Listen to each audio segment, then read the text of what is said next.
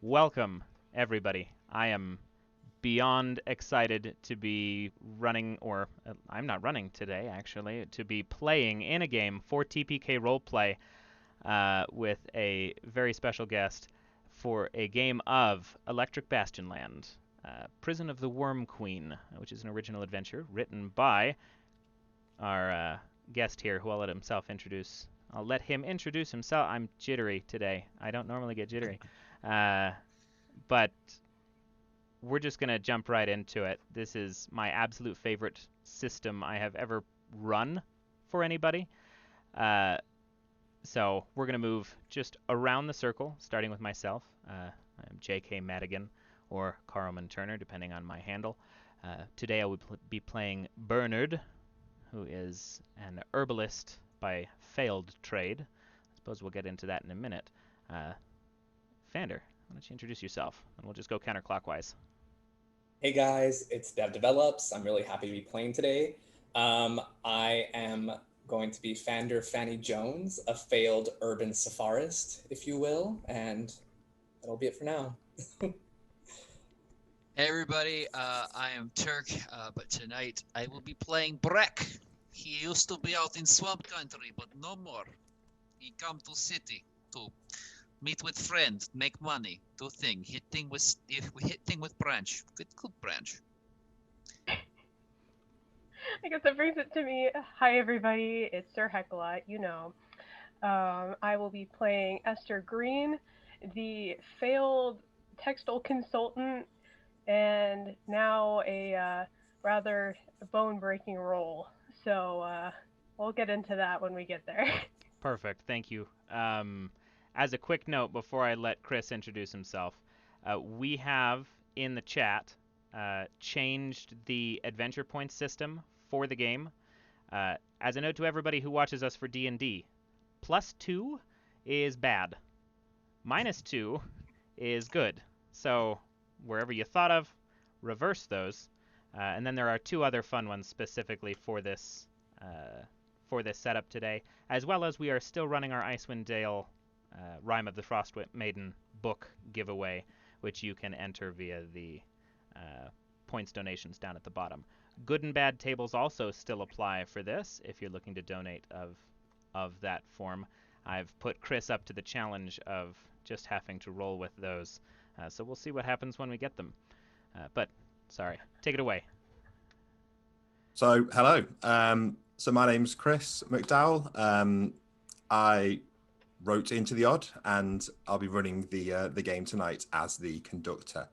I call the game Into the Odd. So at the first hurdle, I've already slipped back 5 years because the game is actually Electric Bastionland, which is the follow-up to Into the Odd. So if you're all ready, one of the sort of things I like to do is just get straight to it. So are you all happy to begin? Go for it. Of course. Absolutely. So the four of you, you may or may not know each other to various degrees already. That's something we can discover as we play. But the one thing that you all have in common is that you all have a shared debt of £10,000 between the four of you. And because of the way that the city of Bastion works, the nature of the sharing could be very complicated. It could be that you just received a letter one day explaining that you had a share in this shared debt with these three strangers, or maybe it's that you all had a kind of a circumstance that brought you together through this debt. But we'll work that out as we go, because the main thing is, despite having a huge debt, none of you have careers anymore because you've all failed at something. So you decided to become treasure hunters. It's really your only real option to get so much money so quickly before your debt holder can chase you down. So you followed a lead within Bastion to the borough of Dwansgarten.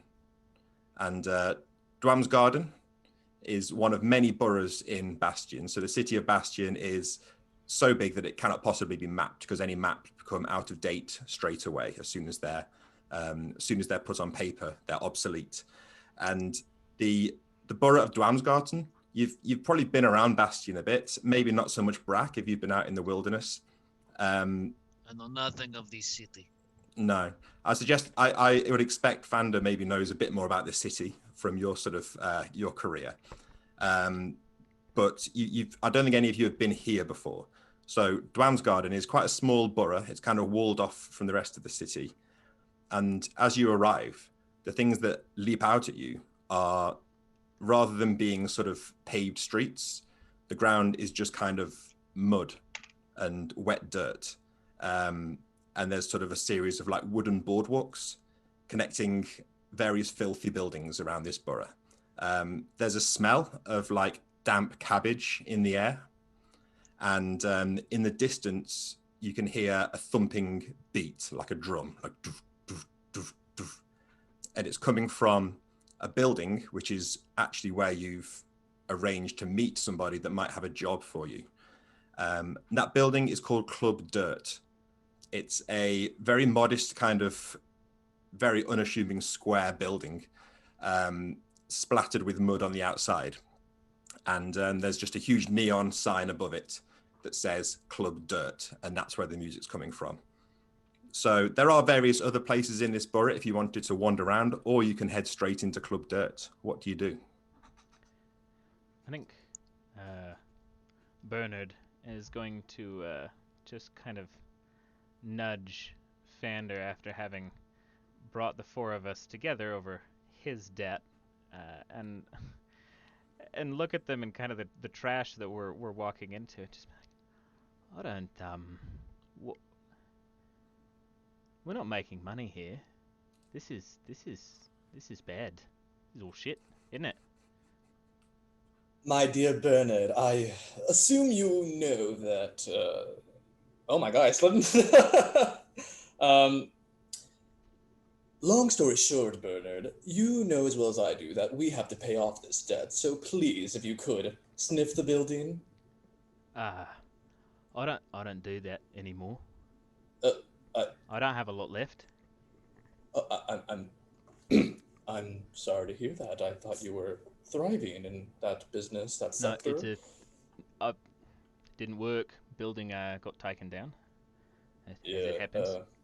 So I got 3 doses left. That's all I got. Pointing to the word dirt on the sign. You ever think to sniff some dirt here and there? Don't know.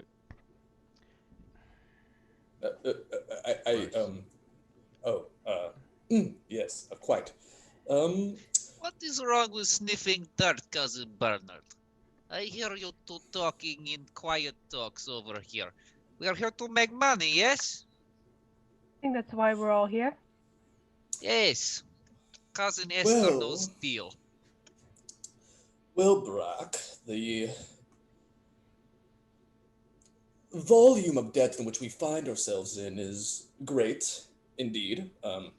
But we need to collect that money sooner rather than later because Baroness Jolene Mast of Rosevine will be coming for my head soon enough, and as illegally documented stockholders in my industry, all are. I don't know if I can. I don't. She'll be coming after you too after my untimely demise, if you will, and so. The better I'm alive, the better you're alive. Was that birthday card you had me sign? Don't answer that. Let's just go in. And thank you for the gift. Of course. Just I hope you used it well. Gesture to Esther and be like, after you, Essie. Why don't we go inside? These two can bicker about who made who sign. He made me Sounds sign lovely. birthday card. He said it was for a relative I did not know yet. So is Esther going in first? Sure. Oh my god. How sorry. clean would you say your character is? Sorry, could you repeat? How clean would you say your clothes and your appearance is at the moment? Pretty clean. I mean, yeah, she definitely, as a at least a previous textile consultant, probably. Okay, so as you head in, you can make a charisma save. Oh, okay. So it's a D20, equal or under your charisma. Ho ho. Okay, that is a 6 for my 10. Oh, so you make it. So you open the door, and you're hit with like the blast of the thumping drum music coming from inside. And as you open the door to the bar, you notice the whole ground, the whole floor of this bar is like a giant vegetable patch. There's like cabbages, cauliflower, broccoli, kale, all growing sort of in between sort of tables and stools that are sort of stacked around the bar. But as you walk in, it's almost empty. There's a woman behind the bar, and then sat around one table, there are 4 sort of youngish women or maybe older teenagers, and an older man with them. And there's two very old men sat on their own at another table. And as you walk in, the music stops and everybody looks at you. And you see them kind of looking over your clothes. And you notice everybody in here is filthy, just covered in like dirt. They look like they've been out farming all day and they've just been digging up soil. But they sort of look at you for a moment and then they sort of go back to their conversations and the music starts up again. I should say the contacts that you've been signaled to sort of seek out are a group called the Worm Girls. So Esther is in. Are the rest of you following in? Yeah, I would have been behind Esther, probably hand on my saber handle, just kind of apprehensive over everybody being bugged by the absence of filth. So where are you heading in the bar? I guess I'll leave that up to you, Essie. Where are we heading off to? I wouldn't mind a drink, but bartenders always seem to know something. About the same? Oh gosh, now I'm slipping into it. Yeah, I guess, yeah, Esther will just go up to the bar, see what's happening over there. So Esther kind of wanders over to the bar. Who's going with her? Are you all going together, sticking together? I should not going in. I am a very not clean person. Yeah, nobody bats an eyelid at you coming in, Brack. Perfection. Yes, I walk in with branch in tow. And I feel at home. I smell like home. Fander, are you going to the bar as well? I'm trailing behind. I'm just there like enjoying the beats. Yeah. So as you get to the bar, the lady behind the bar kind of looks over the 4 of you and pulls out 4 quite dirty looking glasses and says, "Right, what'll it be?" Let me rifle around in my pockets and kind of crinkle up the bills to make it look less pressed, and then like wad up my 2 pounds and toss them onto the table. Actually, I believe I feel silly now. Are pounds coins or are pounds bills?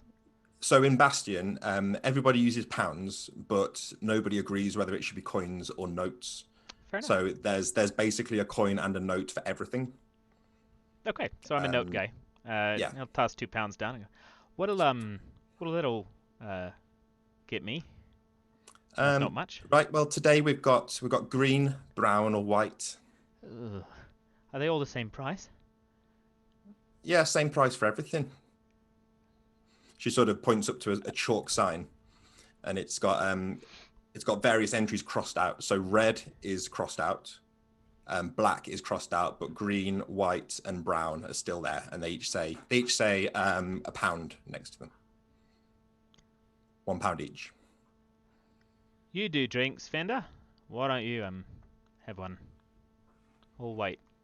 I'll pick whatever you don't.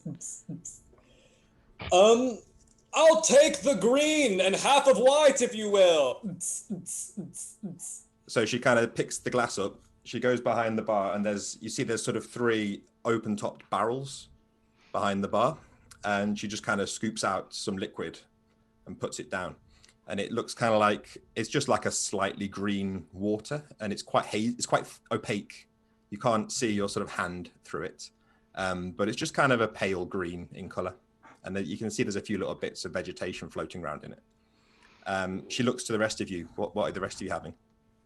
With a kind of a large grin on her face, Esther's just going to say, I'd like a green, please. So she does another green and puts it down. Is the white any less Before you can even finish asking the question, she takes the glass and she gets the white, which looks kind of like, if you imagine, sort of half milk, half water. And then she picks up a floret of cauliflower and just crumbles it over the top and puts it down. Brack, I think it's you're the only one to not have a drink. Yes, I would like the white, please. Looks very delicious. You get the same with the cauliflower, and she puts them down, and she's like, right, £4. Right. And I'll pay for myself and Esther with my last £2.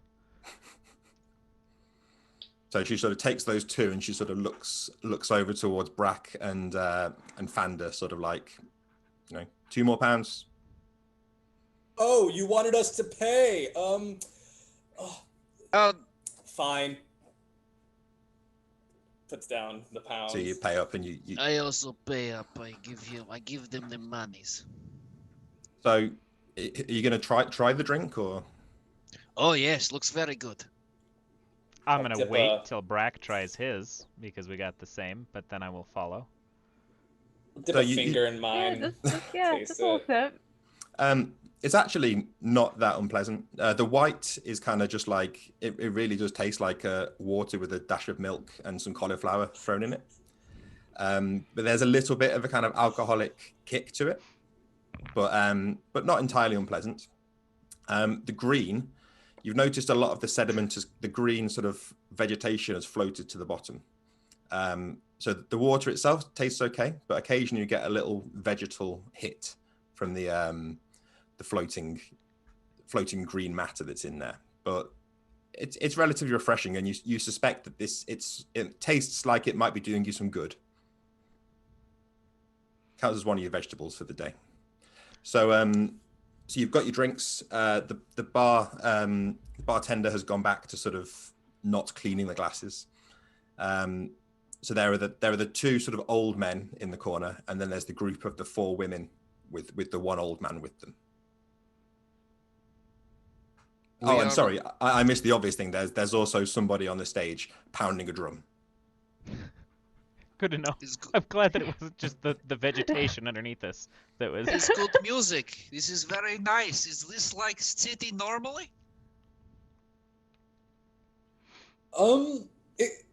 Occasionally, yes. This is very good. I like drum. Good drum. He's got like a drum that he's banging. He's got like some bellows that he's pumping with his feet, and that's kind of giving like a bit of a drone behind it. Yes. Look, Brack, stick. He plays with 2 sticks. I don't have. No. Don't you dare say that to Branch. Branch is very good. I'm sorry, are you Branch saying is not stick. At some point, you're going to have to explain to me the difference. Stick is like baby Branch, but Branch is like grandpa stick. Magnanimous dispensation. Okay. So. Acknowledged. That would be a Chris. That was a good table. And then 10,000 or 1,000 are bad tables. So you need a beneficial event. Something of relative benefit, whatever that means to Bastionland. Okay. Well, I know just the thing, but I'm going to save it just for a moment because I think it might become more relevant. Fair enough. In a second. But yeah, you'll be getting a little perk shortly. In fact, no. Let's make it interesting now. I will choose one of you at random. Oh boy. Bernard, you drank some of your drink, yeah? Yeah. You drank quite a lot of it. You actually feel like it's really done you some good. Like you feel like whatever, I don't know if it's maybe because you've already got some herbs latent in your system, but you actually feel kind of like it's like almost awakening something in you. So I'll say that you can get, so ordinarily your character, the herbalist, would sort of partake of their hallucinogenic herbs to learn something about the building. Well, you, upon drinking this drink, you kind of get like a mild vision, similar to what you might have gotten from your hallucinogenic herbs. Okay. And what you see is you see a hedgehog crawling across the floor, and then you see a newt sprint up to it and bite the hedgehog in the throat, and it's like it's attacking the hedgehog. And then you sort of shift your eyes, and it sort of almost turns to like clouds, and you realize it was just kind of just a vision. But that's what you see. Bernard, you alright? I'm doing okay. Breck, how was your drink?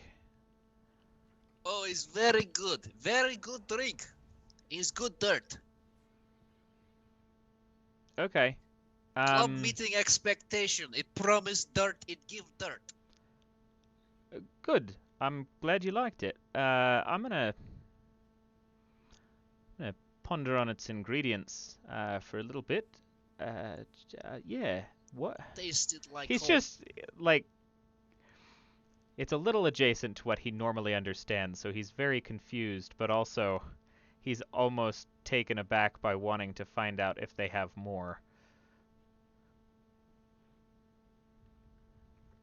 So while you're doing this, you can see that the old men that are sat at the table, the two old men are sort of like, you can see they're doing something on the table. They're like moving something around on the table, like maybe cards or dominoes or some kind of like bar game.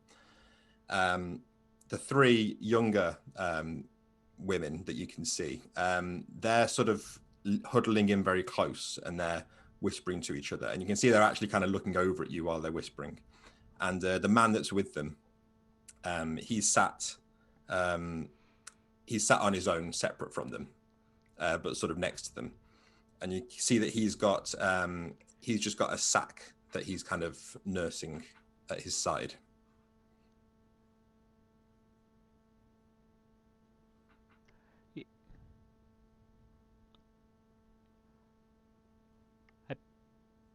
Breck, I will, oh, what do I have on me? I was gonna say, how about,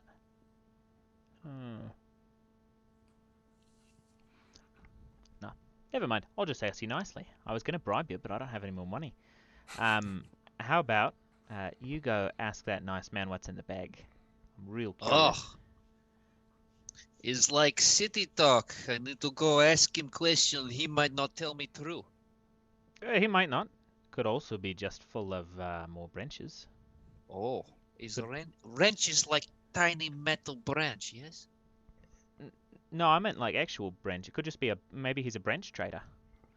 Oh, branch. You sound like you say wrench. I go find branch. I'm gonna go ahead and talk to this guy. Seems like he might have branches. So you sort of head over towards him, and as you get closer, you can see that he's wearing. So he's like everybody here. He's kind of wearing these filthy, tattered clothes. He's sat down on a stool, and you can see that he's got a like a grey blindfold wrapped around his eyes, Nice. And he's just kind of feeling at this bag, and you can sort of barely get close to him before one of the young women kind of cuts you off, and you get a closer look at the four of them now, and you can see, whereas everybody else looks like they're kind of just, they look like they've been rolling around in dirt, these four look like the dirt has been very carefully placed on very carefully torn clothes. So they're all dressed in sort of quite well made clothes, but they've been kind of covered in dirt. One of them has sort of like bits of fungus growing off various bits of her clothes. One of them has kind of this like sort of ivy wrapped around her arms, kind of decoratively. But the one that stops you has this. So her hair is kind of sort of backcombed up into this big kind of hairdo, and you can see it's moving slightly and it's kind of wriggling on her head. And as she stops you, she says, "Are you here for the job? Well, you don't look like you normally come here." Well, yes, I don't normally come anywhere but swamp. But yes, I am here with cousin Franny for job. One of the other girls steps in and she says, "Whoa, whoa, whoa." She's the one that's got the eyebrow, and she says, "Swamp. What's it like in the swamp?" Oh, it's very nice. It's like wet, but good. Like dirty or? Oh, very dirty. Oh, Ah. it's good. You get caked in mud every morning. But it's good for skin.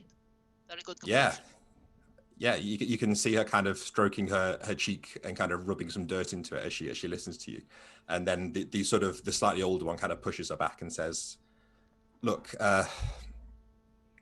we were expecting," and she kind of looks over the four of you. She says, "We were expecting someone who could do some dangerous work. Are you sure you're the people for the job?" I have spent few days in city, but can already tell not used to much danger here. Out in swamp, much more danger. I wake up, there is this thing called danger. And then I go to sleep, there is danger. If we are looking for danger, I can find danger. She looks kind of marginally impressed. And she looks over the rest of you and sort of like beckons you to come over. I also beckon. Come, cousins. It's good. We can find job, people. Here we go over. So you see them the four of them look at each other, and you see them kind of whispering to each other, but you notice their lips are moving as one as they whisper to each other, and then they look back to you. And the one who appears to be the older one with the slightly wriggling hair, she says, "Okay, so it's a bit of a big deal, and we need somebody professional for this, because our queen has been taken from us, and we are not in a position to go and bring her back ourselves, being a peaceful organization. So listen, are you going to make a big deal about it, or are you going to just go and do it?" What? Oh, the money, right. So she's kind of like already like checked out slightly from the conversation. She says, "Look," she kind of looks over to the old man, and he kind of he looks back at her with his blindfold on, and you see him kind of whispering something. And then she looks back to you and she says, "Look, so we can pay a small amount. If you can bring her back to us, we can pay." She kind of stopped for a second. Said, £5,000 if you bring her back. But the queen herself obviously would be very grateful for being returned to us. And I'm sure she would provide a much more significant reward herself, being as gracious as she is, as long as she is treated in the appropriate manner of a queen." Well, I mean, Fander here decided to bring us all together, and he's by far the most proper of all of us, so I'm sure that she will be well taken care of. No job is too, what's the word? Dangerous. You know, when we're in a debt as big as this. What is your queen like? What does she like to do? What does she look like? How does she like to be taken care of? She's glorious. She is majestic. She's beautiful. and she's gracious if she is treated with respect. If you don't mind, what happens if you don't? Not that we won't, but I'm just curious. Well, she's not, and she's sort of like, she stopped for a minute to tuck something back into her hair. The thing with the Queen is we've always treated her well, and we have been rewarded. So we don't know what happens if you don't respect her. Would you say she's kind of like a newt in that regard? No. Oh. What are you suggesting? No, it's fine. I don't know. Very nice things, cousin. I Bernard. just. She is a queen. She's not a newt. I'm not sure if think you've she was misunderstood. No, I just in situation the here. way that a newt would treat someone if you respected the newt, as opposed to disrespected the newt and then it ate a hedgehog. What? She kind of looks away from you and looks towards Vander to continue the conversation. Yeah, Esther just kind of cuts in after whatever that was. It's like, so anyhow, might we have any insight on who might have taken your queen, or? We have ways, and she kind of gestures to the old man that sat there. Our dirt seer has seen the queen, so we kind of help with that. She kind of gestures you towards him, and he kind of sits up and adjusts his blindfold. And you notice, as you sort of get a closer look at him, you notice that it's like there's something moving behind his blindfold. And he sort of sits up. Well, I have seen where our queen has gone, and first she was taken away, and he kind of gestures towards like the easterly direction, and then she was taken down into the ground, and I can sense she is there, and he's gesturing like eastward direction and like down. She is not far from here, but with the underground, things are never quite that straightforward. And if you take this job, I have a good feeling about you. And he points to Brack. He says, I sense something in you, and I would like you to take something with you, if you choose to help us. Well, I have been chosen to help. How could say no now? Are you all agreeing to the job? Cousins? Yes. When you need money, you'll take any job. Already here, yeah. We broke. What choice do you have, really? So negative money. He pulls this sack aside, up onto his lap, and he says, come closer. And he kind of puts his hand out for you to take his hand, Brack. Oh yes, I will give him hand. So he grabs your hand, and it's this kind of dirty, clawed hand. And he sort of pulls you a bit closer. And he reaches into the bag, and he takes out a jar and sort of puts your hand on this jar. Grub nectar. Very, very useful. You'll discover why. And it's like a jar full of like slimy yellow, almost looks like caviar. And he pulls that away and puts it on the table. And he says, and he pulls out a shovel. The worm spade, our oldest relic. And he kind of rubs your hand across the wood of the spade. And puts it down again. Or, and he reaches into the bag and pulls out a smaller bag, and it looks like a bag that's got maybe like a football or like a cabbage-sized object in it, and you can just see something moving around in this bag, and you can hear a faint, muffled, like a muffled kind of screaming coming from inside the bag. Or this, and puts that on the table. So we have option between useful thing, sacred thing, or this. Yes, Yeah, and you I already know that you will choose wisely. do we get to? I'm sorry, and I'm just kind of still a little flustered, but I'm just kind of raise my hand on the back of the group and be like, I know that he's picking, but there's you didn't explain the last one. What question did you have?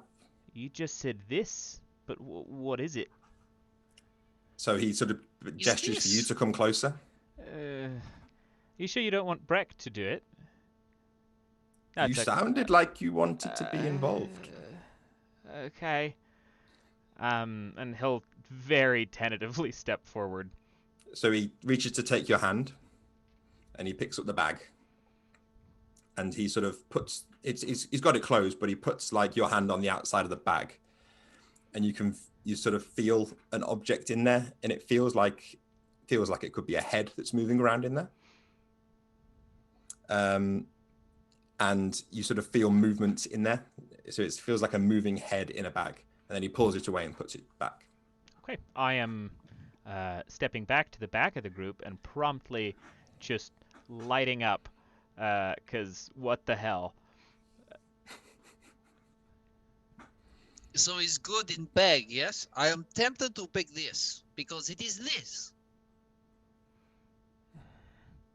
You want this? Fanda, talk him out of it.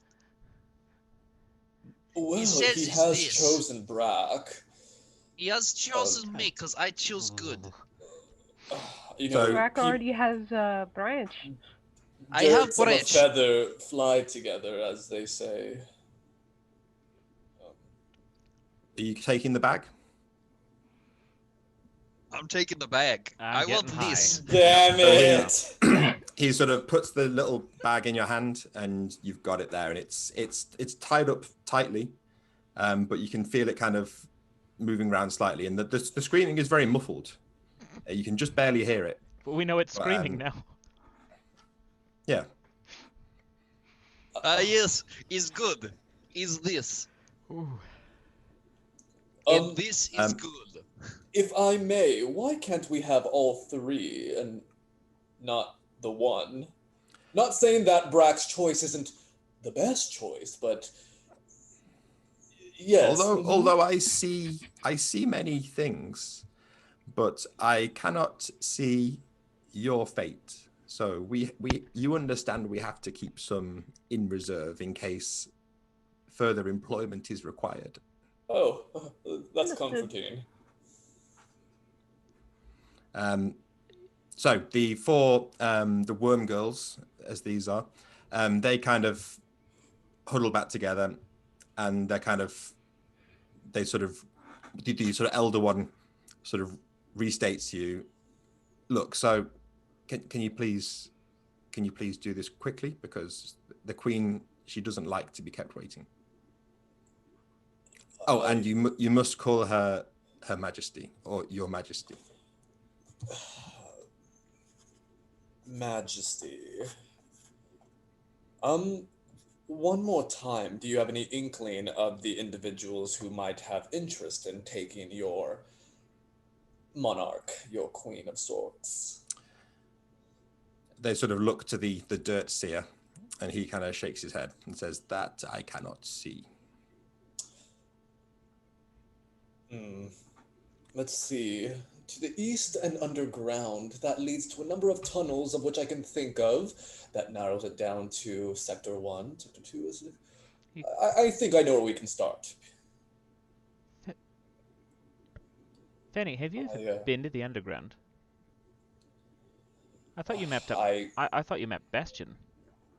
I have, and Or I tried to, at least.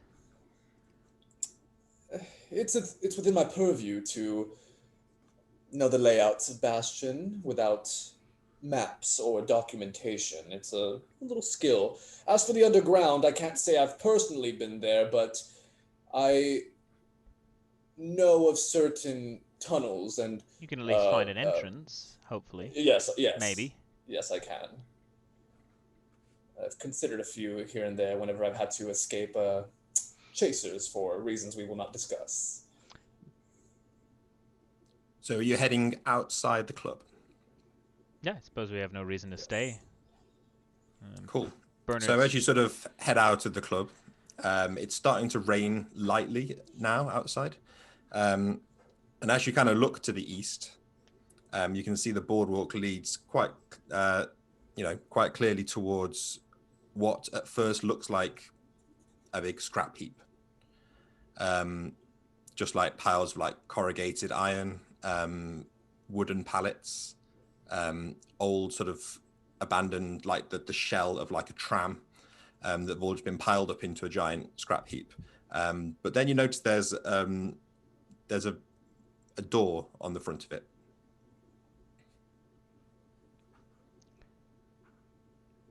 Yeah, this isn't any better than the last thing. Fender, stop taking us to shit places. Bastion is full of wonderful places, Bernard, as This you is know. not one of them. To be fair, Sanda had a rather good suggestion for a flower shop. You know what? That's true. That is Do you true. want to call this off and we can open a flower shop? Would be good idea, but we are in debt for monies, and I did take thing. You did take that. Thing. Yes, you did. Okay, we're going in.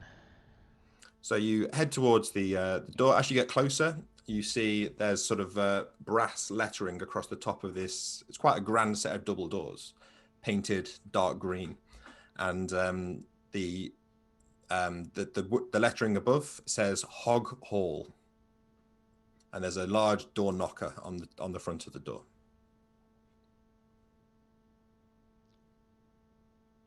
I'll knock, then. So you go up and dunk, dunk, dunk. It's only polite. After a moment, the doors open, and you see opening the door is a mock newt. So mockeries are essentially Muppets. They are artificial creatures that are sort of made out of cloth and felt and leather and given life by some unknown means.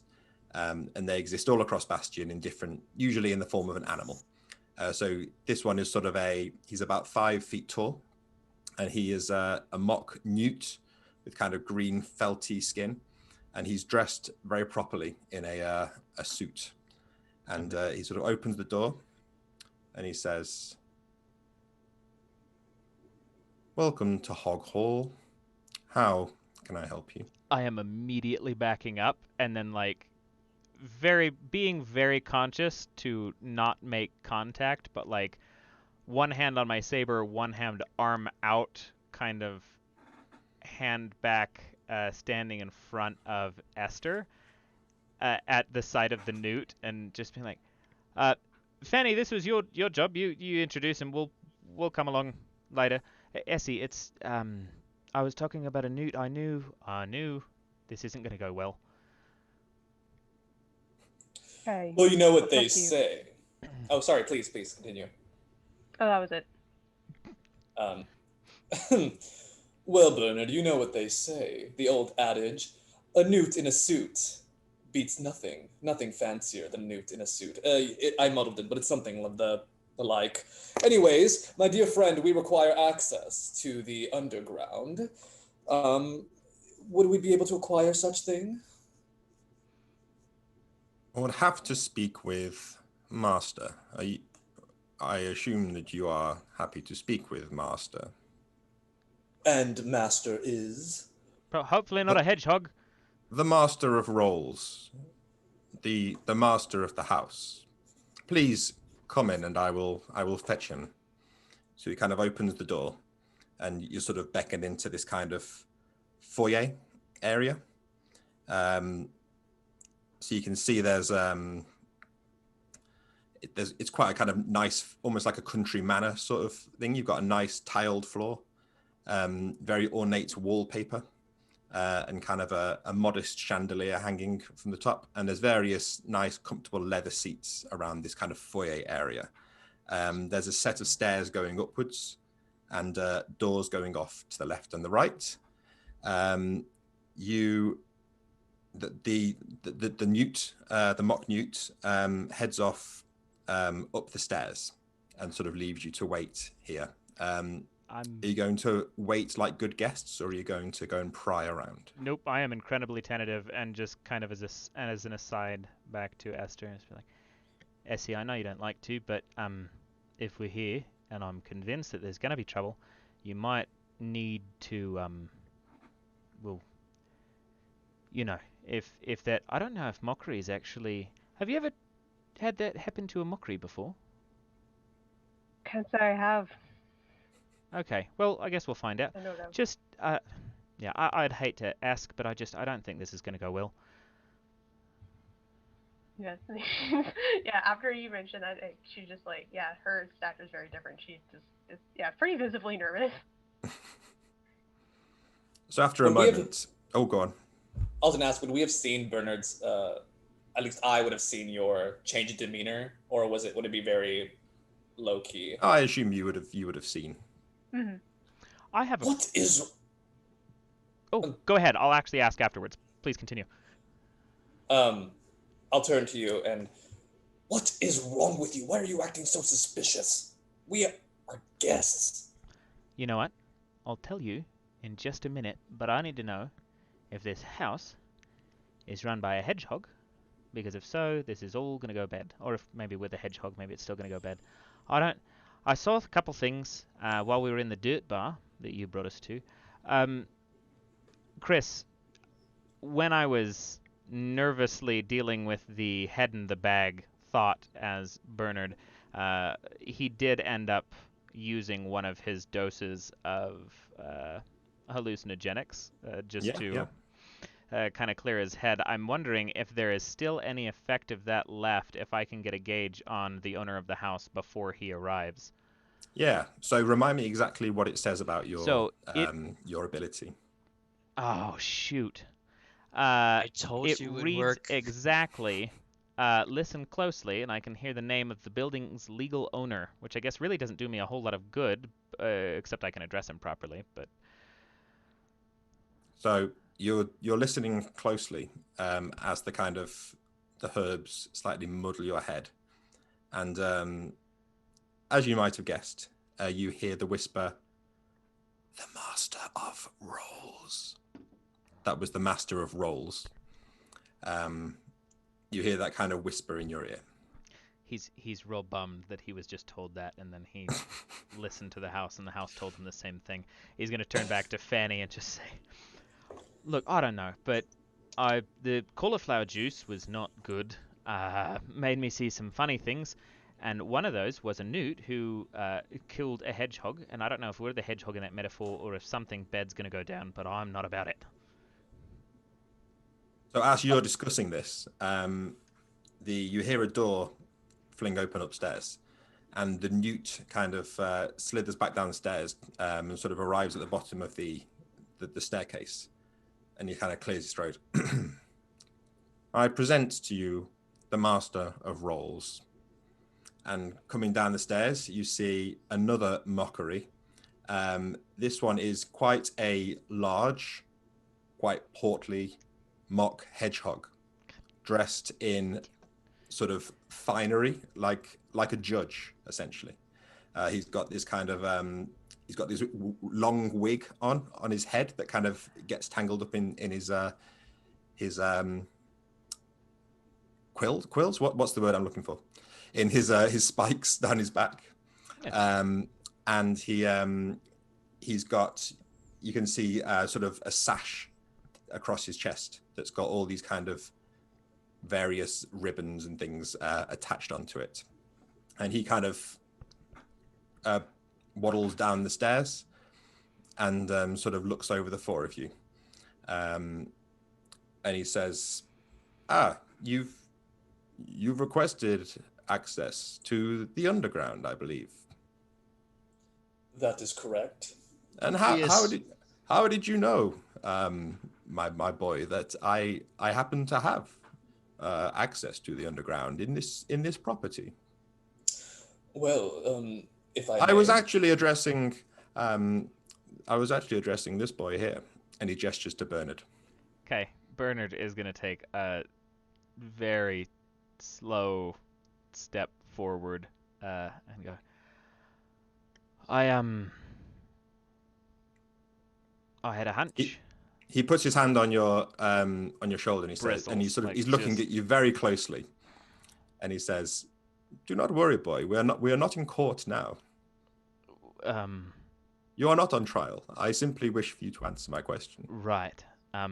Admittedly, it's yeah, you know what? We were told to assist with a task, and retrieve a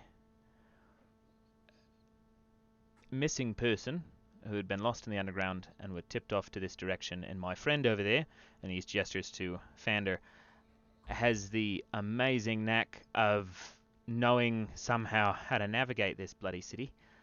And he brought us here. I see. Well, it all sounds very straightforward to me. Come with me. I'm afraid you'll have to excuse the state of my house. We were not expecting guests. And he kind of beckons the butler, and he says, Sal, the doors, please." And then you kind of...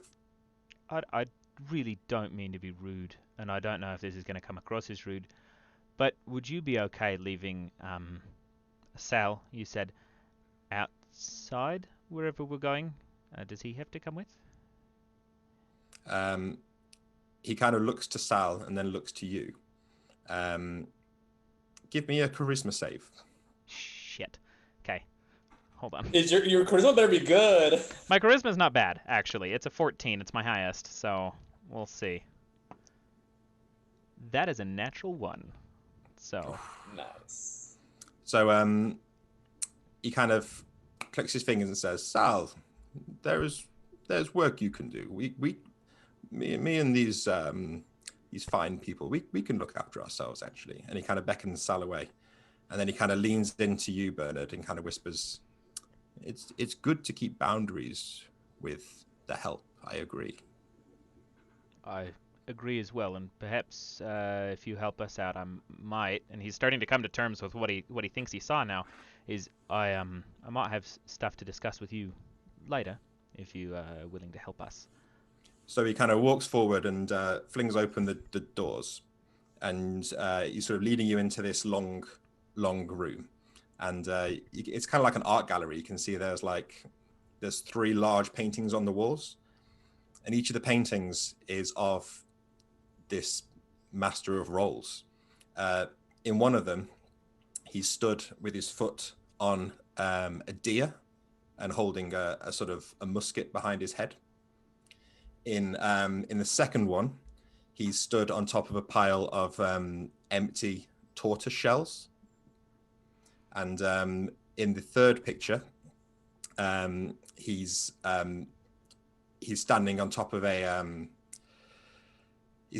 cage, and inside the cage is a gigantic snail, and he's kind of standing triumphant on this cage. And as he walks down the corridor, he reaches into a little bag in his pocket and pulls out a tiny slug. He reaches into another pocket and sprinkles a bit of salt on the slug. And as the slug is kind of squirming, he pops it into his mouth and starts to chew. And he says, of course, I'm happy to take you through my cellars.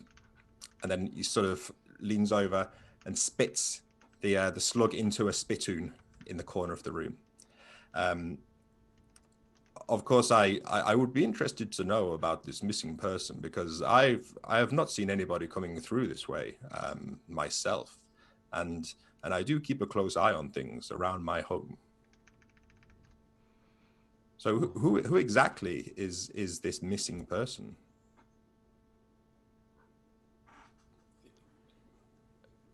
Well, I don't know how to properly address them other than Her Majesty to the people who follow her. I don't know if it's a cult or just a bunch of fun-loving, dirty people, but they all see her as a monarch of sorts, and whoever she is decided is gone somewhere in the underground, as far as they can tell. They didn't give us a whole lot to go on, but we're doing our best. Well, the only cult that I'm interested in is the cult of law and order. So it does not sound of any interest to me, boy. Here we are. So he kind of, at the end of the gallery room, he opens a small door that leads down into a cellar.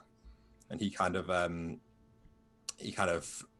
very precariously kind of squeezes through the door and sort of down the stairs as best he can.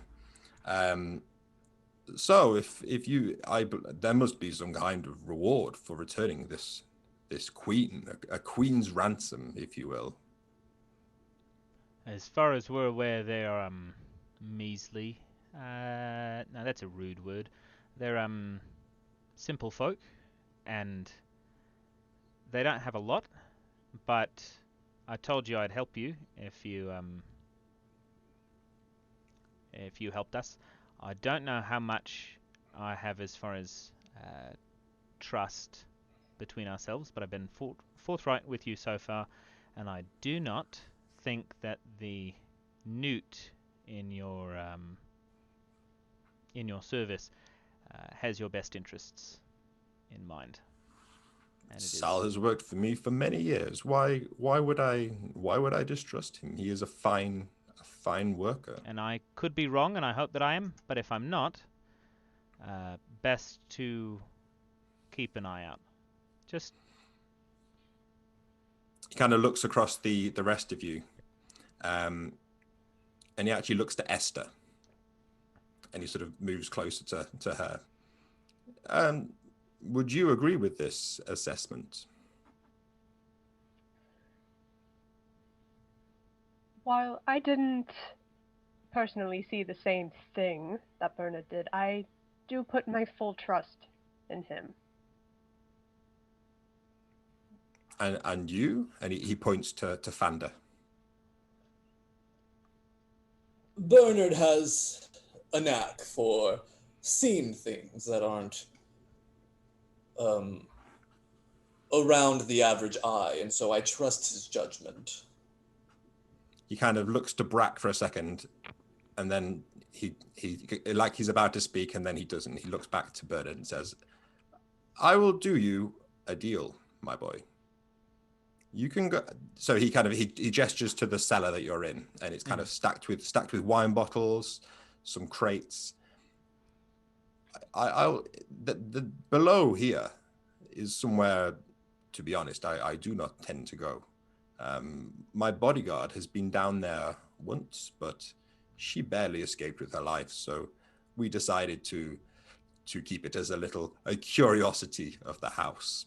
But if you were to find anything beneath this property that were to be of value, aside from your queen for your particular work, anything else that you find would obviously be considered property of Hog Hall. So I am assuming that you would be more than happy to hand any property over upon your return. Of course, it's within my best interest to have your best interests in mind for the sake of our best interests. So mutual respect. So he puts his paw out for you to shake. Yeah, he's no longer stressed out about the hedgehog. He'll confidently return the handshake. So he shakes and sort of looks you very sternly in the eye as he shakes his hand. Well, then I will leave you to your work. And he kind of flings open there's like a hatch on the ground that goes below the cellar. while he's down here, he picks up a wine bottle off the rack and looks at it, and then says, "If you need me, you know where to find me." And he sort of goes to sort of waddle back up the stairs.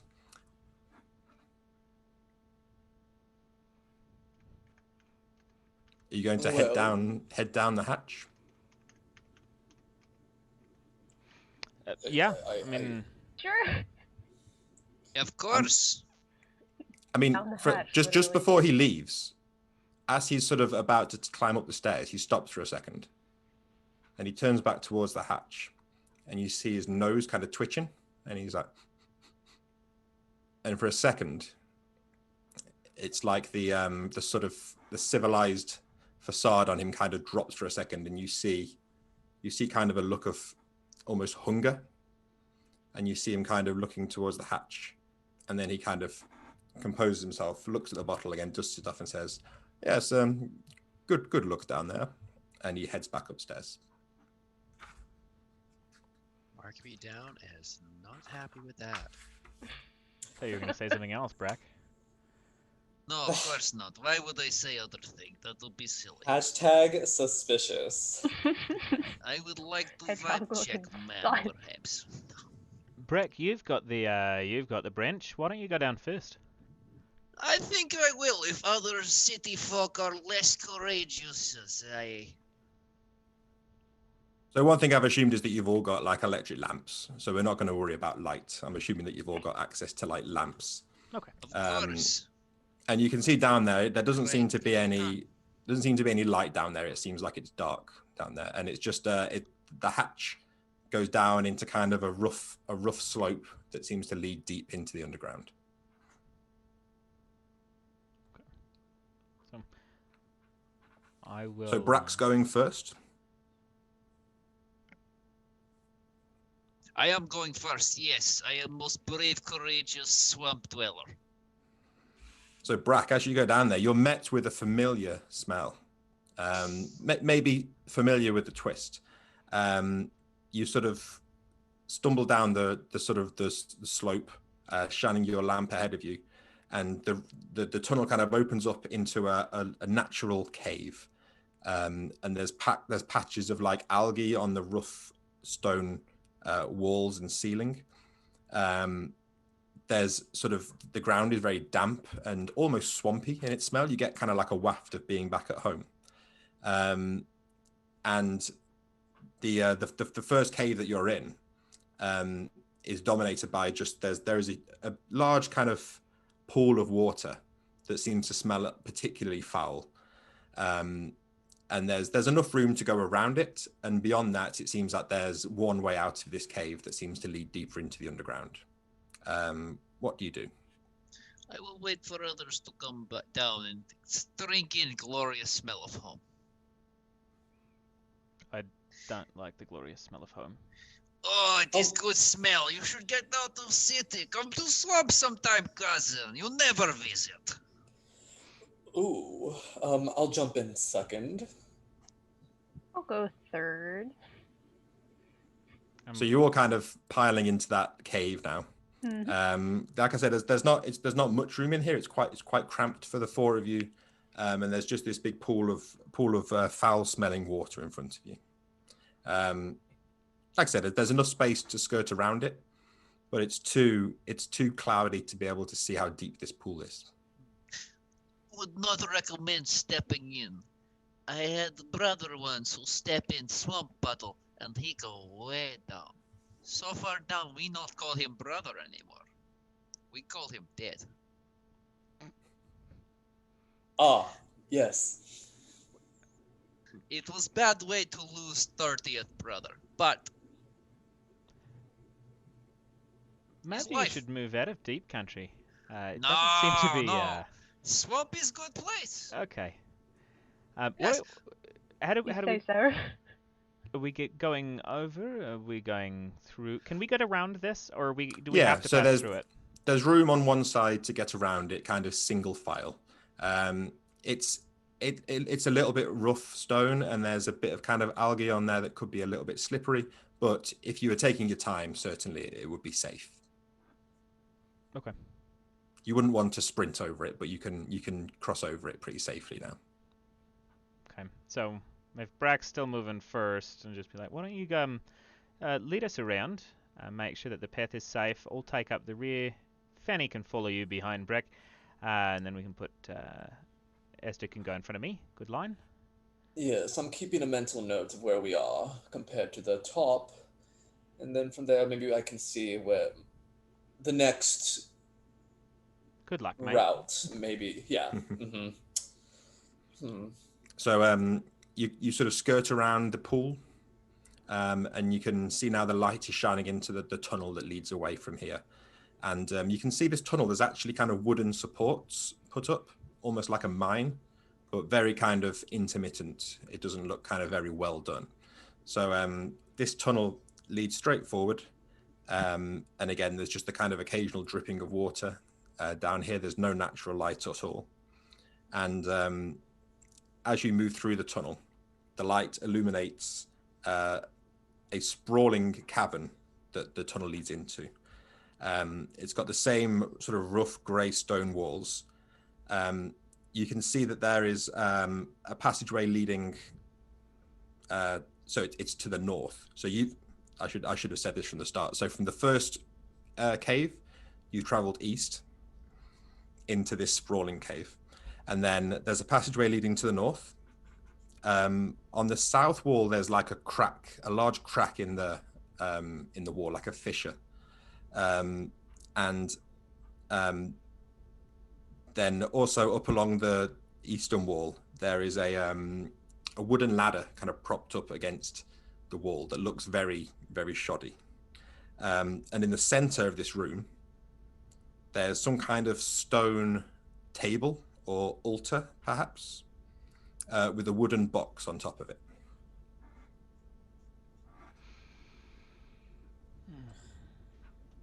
Does the ladder looks like it leads to another hatch, like it goes somewhere else up above ground? So looking at the ladder, you kind of move over to it. It looked very shoddy, but you wouldn't particularly want to climb it unless you were feeling very brave. You have got ropes and climbing gear, I should say, but the ladder itself looks like it's sort of rotting away a little bit. As you sort of look up to where the ladder is, and you sort of shine the light, you can just about make out that it does look like it leads up to some kind of a nook, perhaps in the stone, or some kind of alcove at least, or potentially a tunnel. But it's a good kind of 10 feet up in the air. Oh, well, they did say eastward. I am doubtful of this ladder because it would lead back up. And although the possibility does reign that wherever this leads to could be where the queen is, but the queen is underground, so I think we should avoid this ladder. I say north-south is as good as any, although the cracks, fissures are creepy. Fanny, do you actually know where you are? You can be honest. You don't have to. This is not Bastion anymore. You don't have to pretend. Usually, as architectural science would have it, the underground sometimes mirrors streets and things, as you know, sewer systems. I do not know everything about the underground, but I know some. We'll get this is you. my son. We'll get you to admit that you're going to be lost here in a minute. I'll figure it out. But that's a start. Stay sniffing your drugs. Yeah, it's wearing off at the moment. I'm doing okay. I've only got 2 left, so may as well slow down a little bit. I'm actually going to defer back to Brack. I feel like this is all dirty. What's your nose know? Go lead us in a direction. He chose you, after all, didn't he? Maybe I should ask this. I wasn't going to... Alright. You could. You know what? Fuck it. We're not. Yes? Yes is good, right? I'll go stick my hand in bag and pull out this. You're gonna stick your hand in and pull out whatever's in there, yeah? I'm gonna give it a shot. So you reach in and you grab what feels like a clump of hair. But it feels kind of planty as well, plant-like. And you pull it out, and it looks like, if you imagine, like if when you were at school you were given a task to make a head out of vegetables. It looks like that. So it's kind of like almost like a cabbage, and it's got like bits of like vegetables studded into its face for like eyes, and it's kind of got a cut in the middle for like a mouth, and all this straggly kind of crest coming out of its top for hair, and there's all roots, dirty roots hanging out at the bottom. But the main thing is, as you pull it out, you're met with a deafening scream. It's just, I won't do it because it's 1 a.m. here, but sort of a it's just like screaming manically, and it's just looking around the room like screaming. No, go bad thing. Back in bag, you go. So you put it back in the bag, and as you close the bag, it's almost like the bag is soundproof somehow, like it just like muffles the sound straight away. Very good. So we know not to ask for its input. This is good bag, though. But while you've done that, can you, so Brack, actually, can you just roll a d6 for me? Oh, Of shit. course. That was quite loud. This is how it happens. This is how we die. You It's a 6. It's a 6. Plant head gonna Okay, kill so us. that's fine. I'll keep that in mind. Thank you. Oh, That's carry not on. mine. No.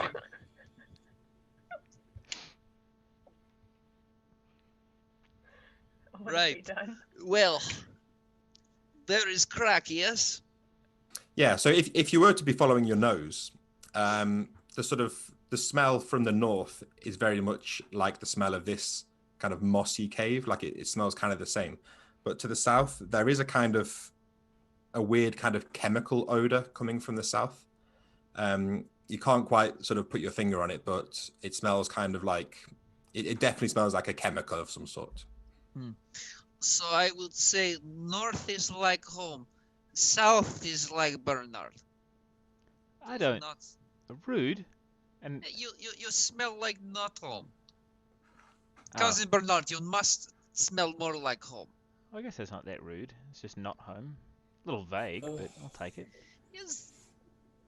I think I speak for everyone here when, if we run into trouble by any means of any kind, our good friend Esther here could give them a good little tap on the shoulder for good measure. Perhaps. Just remember, I'm a little fragile. Yeah, I mean, it's last resort. Right now we have Brack with a branch. I do have good branch. And you're Hold up literally my- carrying a gun, Fanny. What are you talking about? We should not We don't maybe talk get about close. No. This gun is not. I don't want to use it. I won't. I only recently procured this item, and I got it in hopes of using it against Baroness Jolene. But Then don't be assuming that people are gonna, fight your own fights. You've got a gun. I've got a sword. He's got a stick, and Is branch. by that point we should all be you have a sword. sorted. Yeah, no, and he like pats his hip. He's been carrying a saber the whole time. I guess I haven't noticed, huh? You'll need Professional to see all outfit. things. Yes. Very professional. Right. But we still have choice. Home or Bernard. Ooh. Both equally, Don't say it. um, Don't make me any more No? upset about following you. you can be as mad as you want. As long as we complete this, you won't die. Fair enough. Brack, why don't we lead towards home? I think the four ladies and the blind man all smelled a little bit like dirt. Might be a good They direction. did. They did smell like home, but dry home. Like home, but not too hot. Let us go this way, though. Yeah. So the passageway to the north, you can actually kind of shine your light up there a bit as well. So you shine your light up that way, and you can see the tunnel leads to again a kind of an opening, a cave, and you can make out there's some kind of the texture of the walls is different in there. It looks like maybe it's like wooden walls. Mm-hmm. But you'd have to go in to get a good look at it. I'm going in. Yes. So you head forward, and you can see this kind of cave has been kind of very shoddily had like wood panels kind of fixed to the wall, and the floor as well has been kind of like planks of wood just laid out, and they're quite rotten actually. But it looks like somebody's tried to make kind of makeshift walls and floors in here. There is a wooden door to the west and a wooden door to the east. And you can see on the wooden walls themselves, there are some kind of like crude drawings. And on the ground, there are 2 bedrolls laid out and some sort of debris around there as well.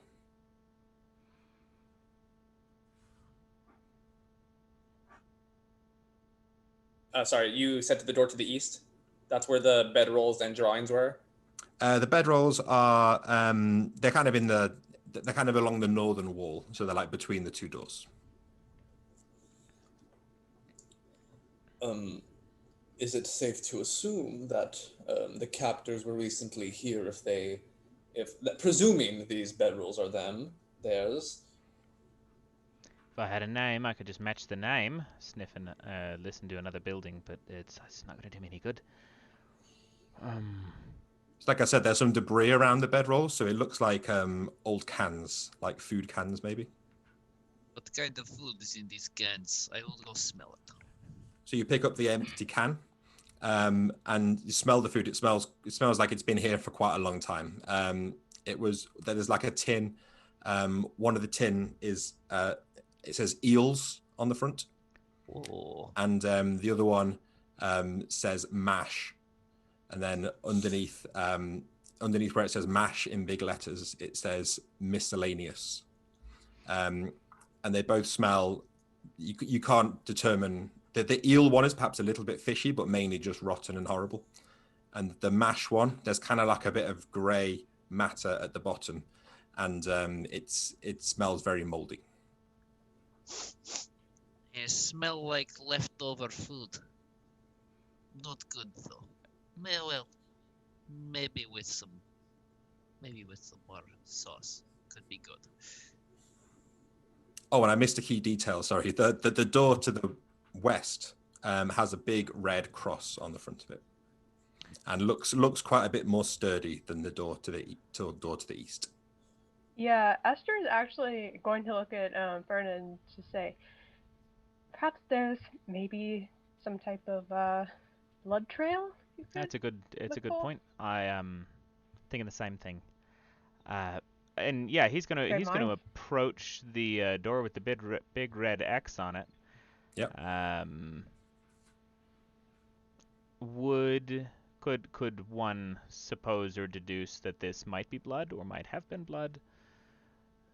Having a look at it, it looks a bit too bright red to be blood. It looks like red paint.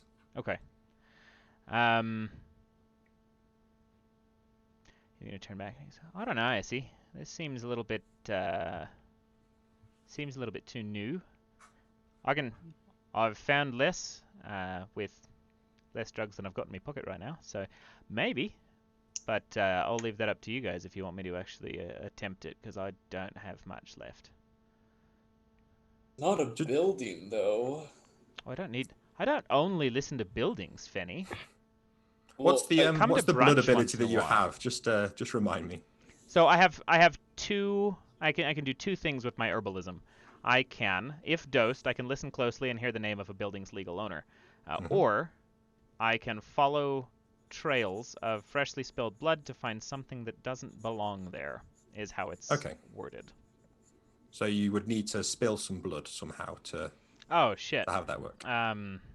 So if you were to spill some blood, you would perhaps see that blood leading somewhere. Would Bernard know that? Yeah, yeah. Okay. I'm assuming that you've done it before. Fair enough. All right.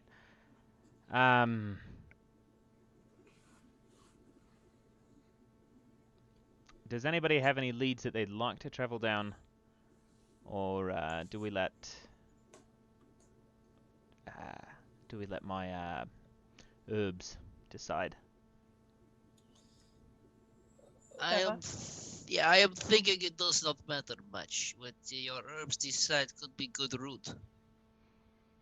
I would say it would be good to hold on to your herbs until later, perhaps. You don't want to run through them so quickly.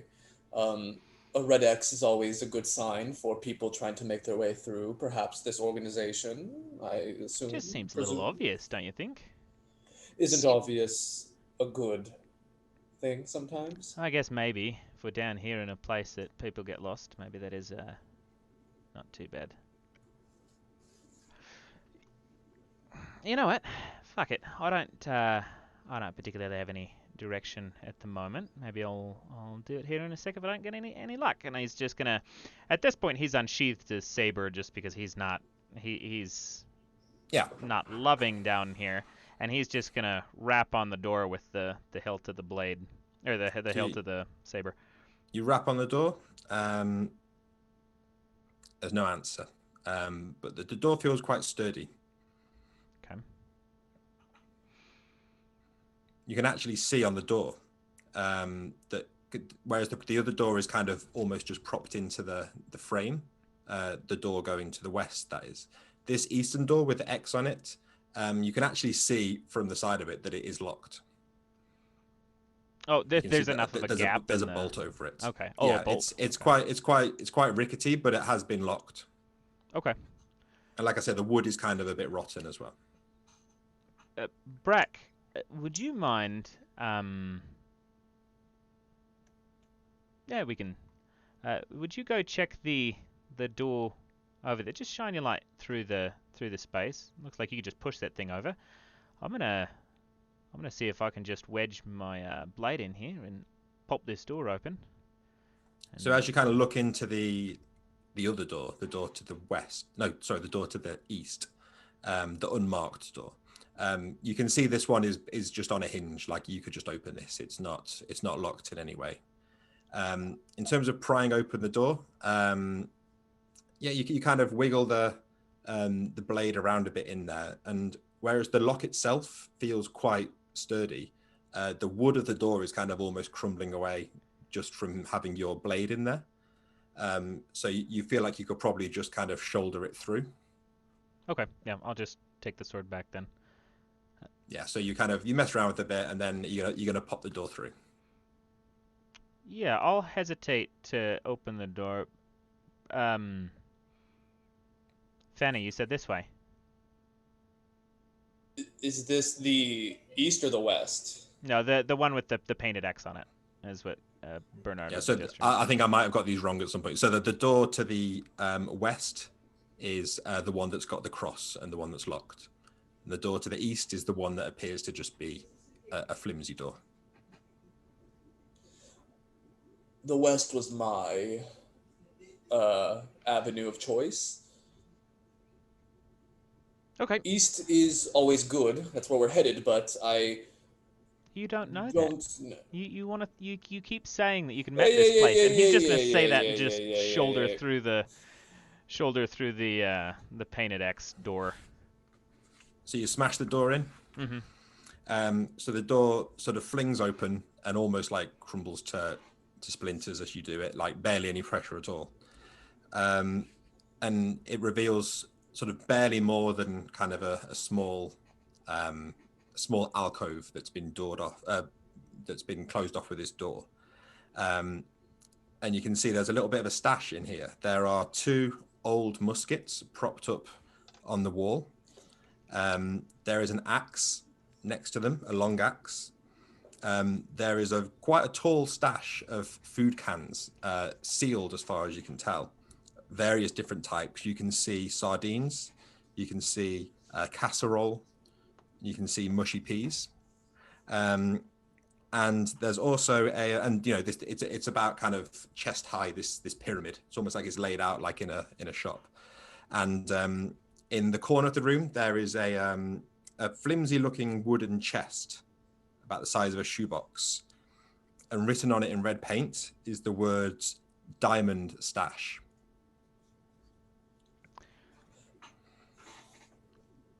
While we've Little done that, suspicious. would we be able to have that short intermission that we discussed Absolutely. while I get a glass of water? Yeah, But, not a problem. So let's appreciate everybody watching. Thank you so much for hanging out. We are going to take a 5 to 7-ish. Welcome back, everybody. Thank you for letting us take a quick break, refill the water. I'm out of tea, so it's not doing us any good, but we'll get back into it. This is Electric Bastionland, Prison of the Worm Queen. Go for it, Chris. So just as a reminder, so you are in this kind of makeshift storage room that you've kind of uncovered in the underground. And just as a reminder, there are 2 old-looking muskets, and there's a long axe propped up against them. There is a tower of like canned food, sort of stacked in a triangle, in a pyramid. And there's a flimsy-looking chest in the corner that's got the words "Diamond Stash" painted on them in red paint. I'm going to take a musket. I'm tentative about the diamond stash, but I'm taking a musket and I'll just kind of sling it over my back. You pick up the musket, and looking at it, it looks kind of old and like it looks a bit delicate, like it's falling apart, but it seems to be functional. And you know that there are some supplies there for ammunition and powder, things like that. So it's you can note down that it's a D8 weapon. Okay. But if you roll a 1, you need to tell me. Okay. No one else D8, don't roll a minds. 1. Esther's gonna take the other one. Cool. So Esther grabs the other musket, and again, same story. So it's D8 damage. Alrighty. But if you roll a 1 for that damage, just let me know. 2 now. Brack, I wouldn't assume you'd like to have the axe. Do you? I don't know. If you need axe, then you take axe. I have branch. I'm a little conflicted, I must say. I prefer my firearm that I have on me. An axe, I don't think would do me any good, personally. You seem like the person to be able to, hack away at things. We'll give it some thoughts, and I'm gonna head over to the diamond chest and. Yep. What are you doing to the chest? Are you having a look at it, or? Let's see. Is there any way that I could investigate around it, see if there is possibly any wires attached to it from the outside that I can discern? Is it locked? Yeah. Is it? So you look around it. It doesn't seem to be attached to anything else. It's quite a flimsy-looking chest. And on the front, you can see there's kind of quite a simple lock on the front. And looking around the lock, it looks like there's sort of little shards of almost like broken glass or crystal inside the lock itself.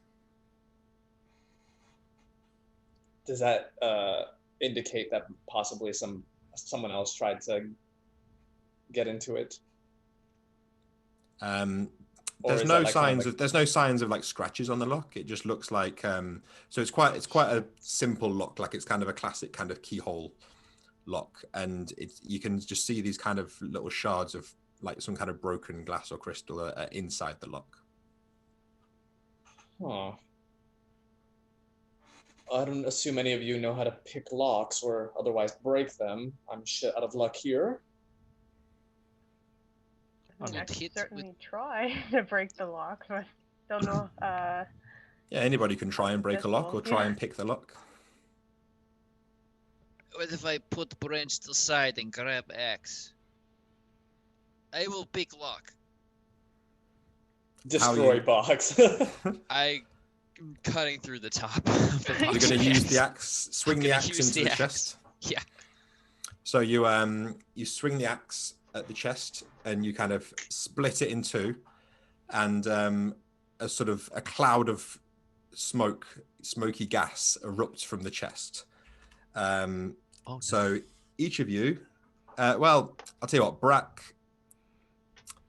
I think it's fair to say, Brack, you are going to take the brunt of it. But everybody else, I will say you can make a dexterity save if you'd like to not be next to there. I know this would happen without Branch. Natural 1. So Esther is like already gone before the axe even hits. That's a Save. 19. Oof. Ooh, Fander, what did you get? 10 out of 13. Oh, so Bernard and Brack are caught in this kind of gas that erupts out of the chest, and it's kind of like burning, choking gas. So you are each going to lose D8 strength straight off your strength score. Good Christ. Ooh. You feel it kind of burning up your lungs almost, How much? struggling to breathe. How much? D8. Ah, okay. Do we roll Oh, our you own roll. torches? I will trust you to roll your own, yeah. Oh, goodness. Okay. Oh, well, that's a 6. I got a No. 5. Hoorah. Do you both still have strength remaining? Yeah.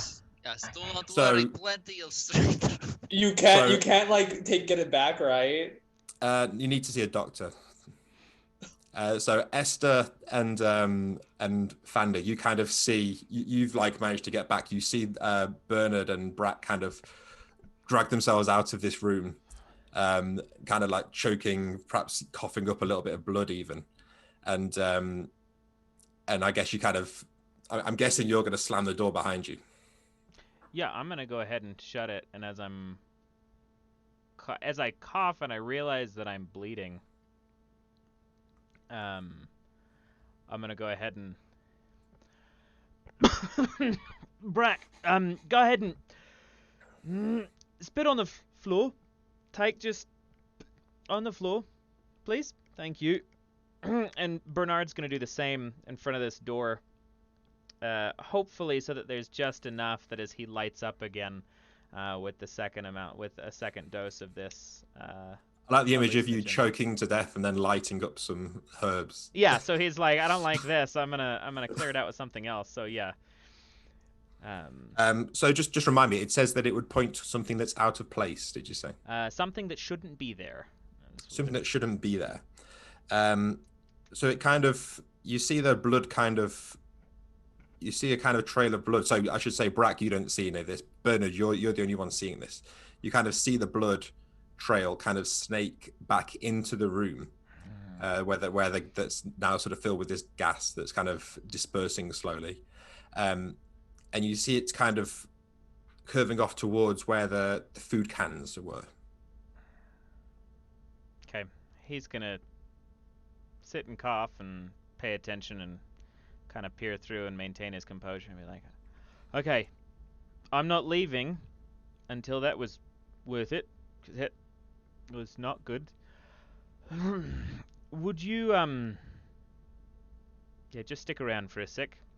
And he's just gonna like kind of have his eye to the edge of the door, just like waiting for that to like fizzle out enough that he feels comfortable trying to open the door again and maybe go track down whatever the blood trail. Yeah, so the gas is kind of like dispersing, and you see almost like the sort of sediment, the air particles kind of settling. So the air looks clear enough now for you to be able to go in safely. Okay. Yeah, so he's gonna walk in and to try not to disturb all the dust that's all over the place, just start unstacking those cans and moving. So you them start aside. unstacking them, and they feel like they're full of food or whatever. And as you get slightly further down, you notice that only the top few are kind of full. The bottom ones are all kind of empty, and have been kind of, the lids have kind of been pushed back on. As you kind of remove the stack, you see in the wall behind the stack there's a little alcove in the wall, just a tiny little hole, and inside there is a small metal box. Okay, I'm gonna drag it out and return to the main area with the group if I can. So you take it out. It has like a little latch on it, but it's not a lock. It's just a latch that you could open up. Okay, yeah, I would love to know what's in the box.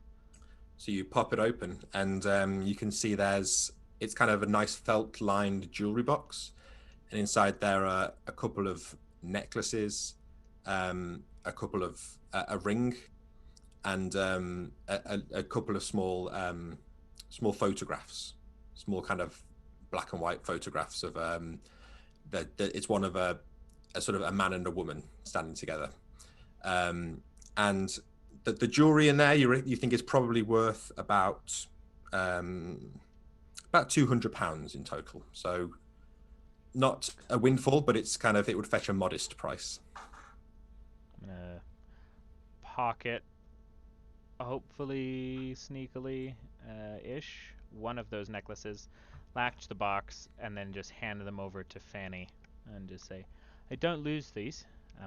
We got to give them back to Hedgehogman once we get upstairs." Very nice. Cool. So you've got these. You've got something at least. It's not been a complete loss, and you haven't died. Where now? Well, Perhaps the other door? I'll trust you. I don't trust Franny anymore, at least with door picking. Essie, if you want to... Also, last time I checked, I found us this room. We got these things. I could have We got died, this and so could have necklace. Breck. Branches Yes. I am don't... okay. are you alright? Do Listen. we need to sit? Fight inside like crocodile. How much strength do you both have left now? 7. 8. Oh, so you're okay. Yeah. Yeah, we're Do I doing have the alright. highest strength right now? Oh boy. Through 14. through the facade of his voice, it gets a little bit closer to Bernard. Quit it! I told you to stop. Anyway, I think we should go east now. So you head to the eastern door, and like I say, it's almost hanging off the hinges. So are you just going to open it? So, Yeah, you Yeah. pull it open and you kind of peer through, and you shine your lamp through, and you can see a sort of tunnel. It winds slightly downwards, and you can see it leads forward into a cave that seems to have some kind of like scaffolding in it, but you'd have to get closer to have a good look. So who's going to go first? Brack, I feel bad. I go will first. go first. Get out of the way, cousin. I will go first. It smells like home, yes. Oh, good. I'm actually glad he went first. So Brack, as you go Hello. forward, you see this cave that it leads to. It opens up. It's about 10 feet wide, but it goes upwards quite far, and you can see a kind of a faint green glow coming from up there, and it also leads downwards, like a sort of a long shaft downwards, and at the bottom you can see it sort of leads. Like I say, that there's a bottom of the cave, and then there's like a little tunnel leading off from down there. And the entire thing is kind of filled with this rickety wooden scaffolding.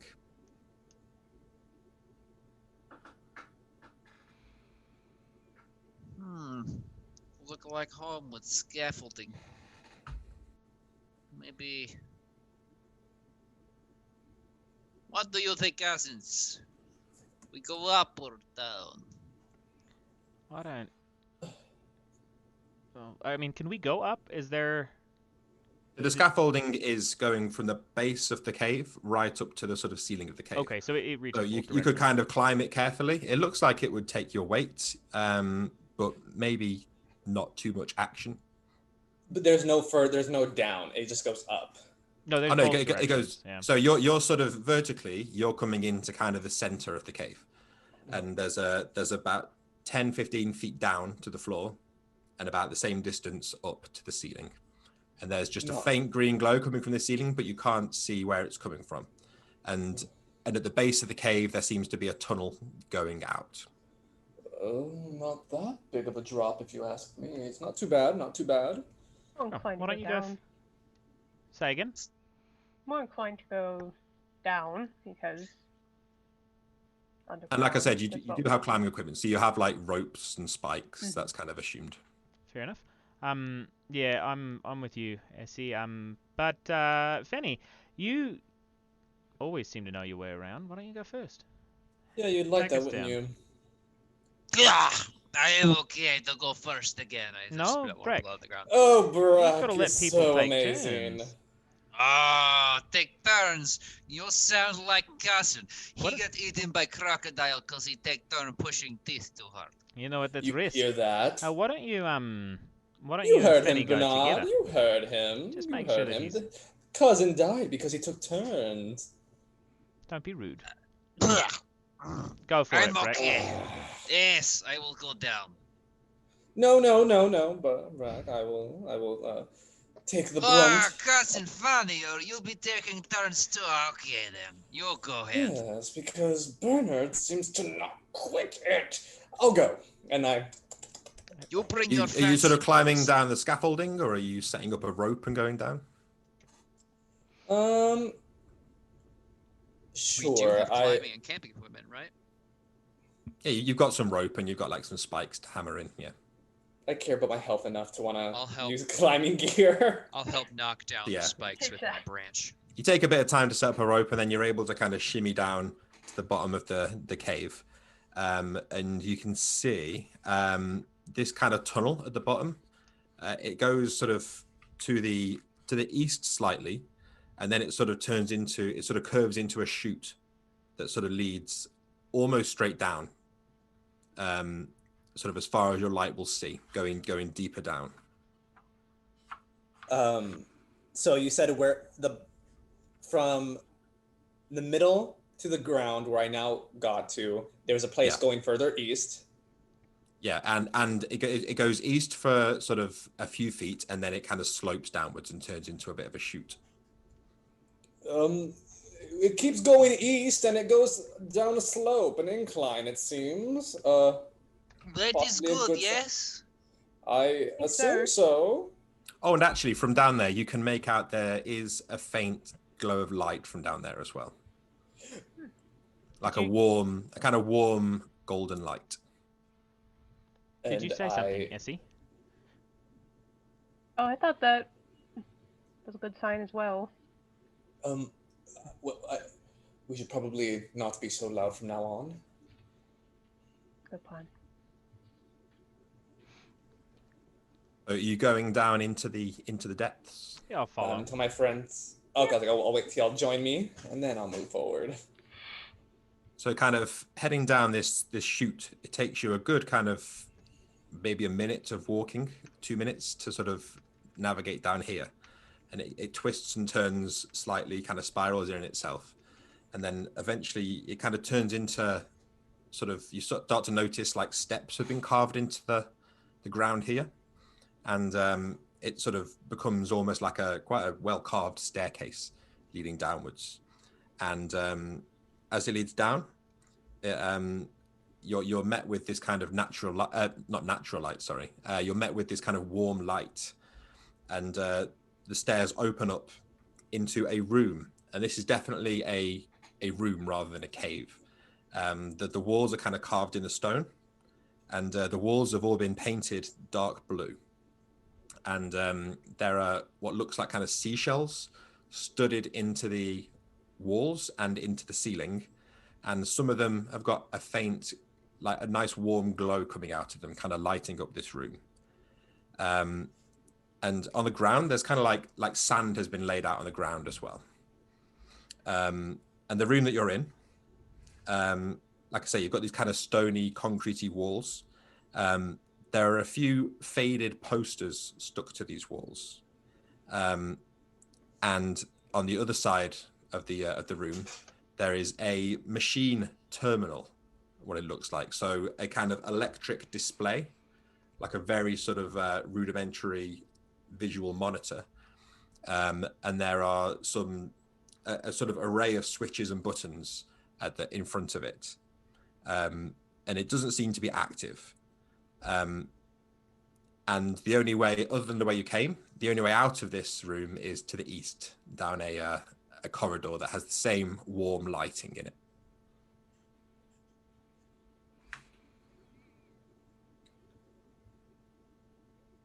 Definitely man-made. I think we're reaching the right spot. Unless we just stumbled across somebody's home. No, the one's going to be great. I'm curious that we haven't seen any People? I was just gonna say Living nasties, but things in yeah, general. you know, dangerous stuff since people don't. So while you Yes. said that, Bernard, could you please roll a d6 for me? Yep, I would be happy to. What's the difference? Oh, you have People tempted nasties. fate.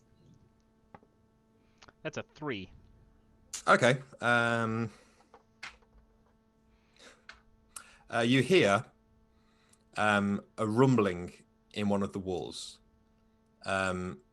Those of you that have been around kind of heavy mining equipment, it sounds very much like something like that. You hear a kind of rumbling in one of the walls.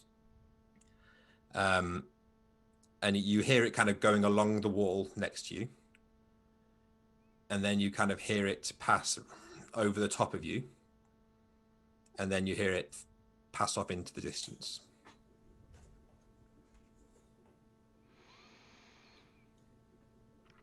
Wait. And that's it. Quiet. Deep breath. Like that? Oh, sorry. Okay. Still blood. Just like that. I think I'm slowly dying, but it's okay. All in the name of money. All in the name of money. So this terminal, the screen, is it like what does the screen say or show on it? Is it kind of like a CCTV like camera like screen, or is it like it just so the monitors? screen is kind of built into the wall. I should say in Bastion there are Bastion is entering its electric age, but there's not really sort of computers or anything like that yet. But in the underground there are known to be these machines, which are kind of independent machines that nobody claims to have created them, but they sort of exist as part of the underground, and they perhaps create new machines, and nobody's really sure where they came from or how they work. So this terminal itself, it's kind of like a sort of like an old television kind of display almost, I guess. But it's completely dead at the moment. There's nothing on there, and there's just this the sort of panel below. There's like a confusing array of switches and buttons that don't seem to make any sense to you at all. Should I press something? Or do you Why all not, wish right? for- Why not push it thing? Bernard, any thoughts? Well, my thought was, it might be helpful to check out, but also, I don't know if it's a stretch because you worked with textiles, but under most circumstances, good with your hands. Can you see if you can do something with the terminal? I mean, I could certainly try. I don't know. So what are you doing to the terminal? Like I said, the buttons and the switches, they don't seem to have like symbols on them. It's just like there's Yeah. buttons and switches there. Oh, they're Like, just. If you know, you know. They're kind of unlabeled, yeah. Is there like any like intuitive organization, or are they just? Yeah, so sorry, there are like some symbols and stuff, and like some of them are different colors, but it looks like you need to know how to use it. But you're very welcome to just start hitting buttons and pulling switches. Yes, hit the buttons, Sure. pull switches. Yeah. Go! Maybe just one at a time, like not like just like a Go, bunch at once, cousin and see Esther. what one. So you're going to thing push a does. button. Yeah, I'll push a button. So you push the button and you hear a click. And to the side of the control panel, a smaller panel goes click and flips open. And you can see there's like a copper, almost like a copper filament there that has like two prongs sticking out of it. And that panel just sits there. And it appears to be like that there's wires going from this prong into the from these two prongs going into the back of the terminal.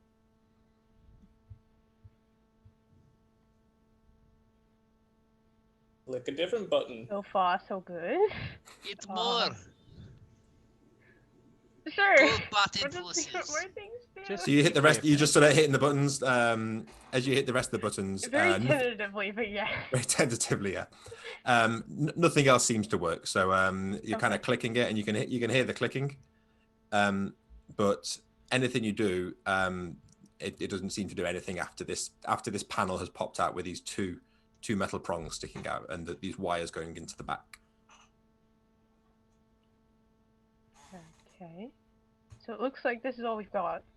So if we try to close the circuit,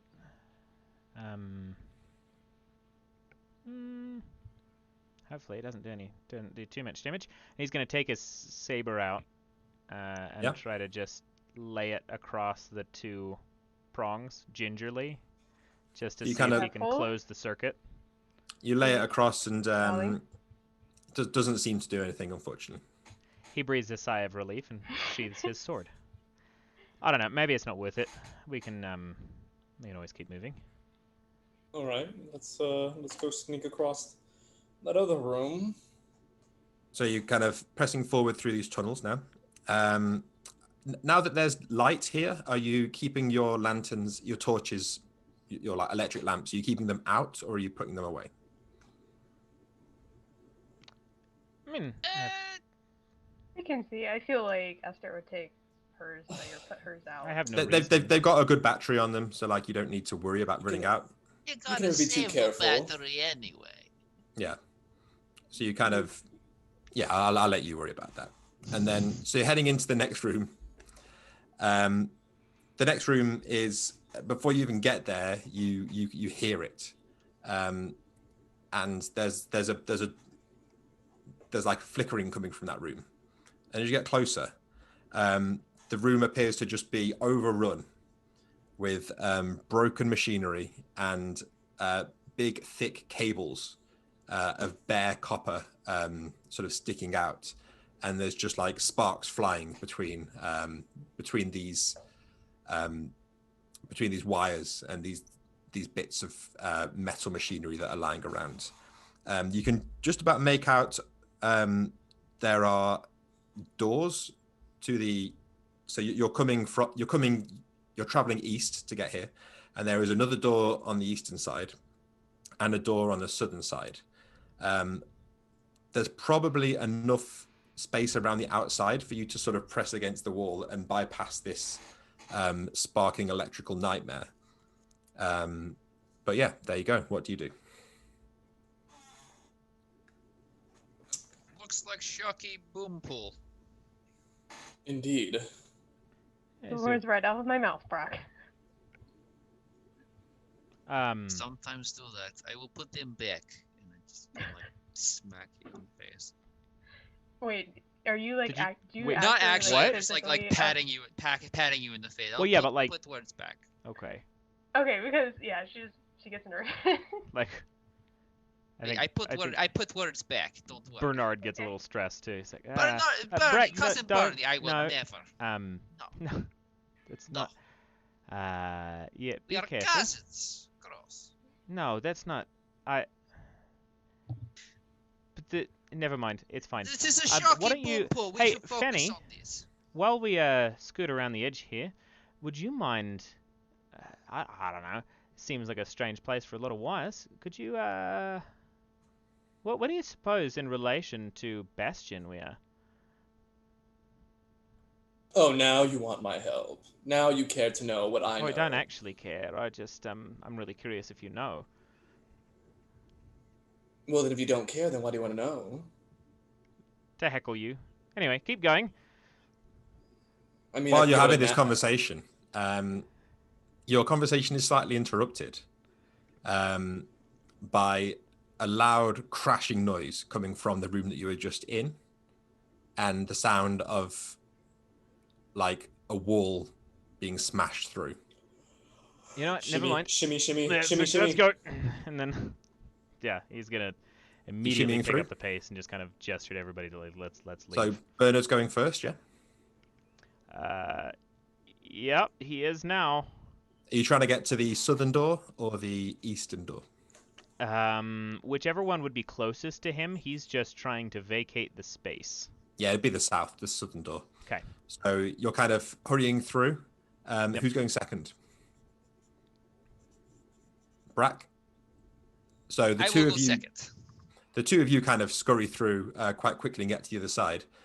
Esther and Fander, you can hear coming from the room that you were just in. You hear kind of, like I say, you heard kind of like a wall being smashed in. You can hear the kind of movement of heavy machinery and the clunking of like pistons and things moving. And you hear a kind of a mournful kind of almost like a whistle, or like somewhere between like a whistle and a foghorn, just kind of ringing out kind of mournfully. I'm assuming you're still going to follow these two. Indeed.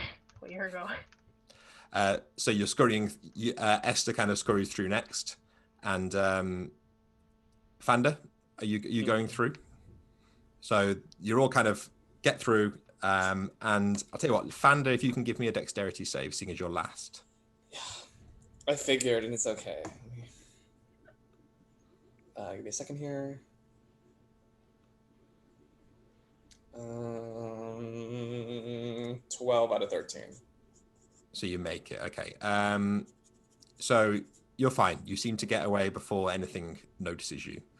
And yeah, you all kind of burst through the southern door, and I'm assuming you're sort of closing the door behind you, and you're back in a corridor. So this corridor is leading south, and this room, there's not a door there, but there's some kind of papery barrier at the end of this corridor, and you can see a faint light coming through. But yeah, it looks almost like someone's put like thin paper or tissue across this this doorway.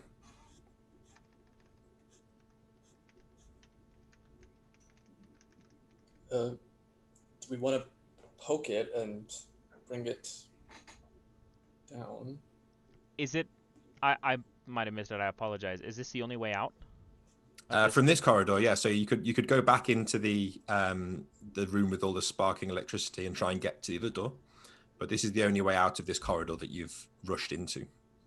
So Bernard, realizing the stress that just caused him for accidentally going first, is going to round back to the back of the group and just keep an eye on the corridor that they came from, because he's worried about whatever was on the way down. And it's like, Fanny, no, just go first. Get rid of that. I'm keeping an eye out. Apology accepted. And I didn't. Okay. As you get closer to this barrier that's kind of separated the walls, you can see. You can kind of see. Did you say that you had a lamp on or not? Sorry. Mm-hmm. Yeah. So your lamp kind of, as you shine a more focused light on it, you can see it's kind of semi-transparent, and inside you can make out. You occasionally see something sort of fly by. Like there's things moving around in there, kind of casting a bit of a silhouette. And as your kind of light illuminates this paper, you see the silhouette of something go doof and stick to the paper, and it's kind of like moving along it. It looks like kind of a bug about the size of a dachshund. Big bugs, big moths. Bug. Something kind of crawling around. Yeah, like some kind of beetle-like silhouette. Is the bug stuck? Kind of similar to those like fly strings that catch them. The wall. No, it seems like, to be. It's moving around on this kind of tissuey, papery surface. It's trying to get closer to the light, but it can't. Is what you're okay? Yeah. Yes, bug, big, light, attract. Yes. Can Bernard hear anything approaching from the opposite direction? No, all you can hear from behind you is the kind of the sparking of that electricity that's in that room, the sort of the bare wires that are sparking. You can't hear any more like rumbling or any clanking or anything like that.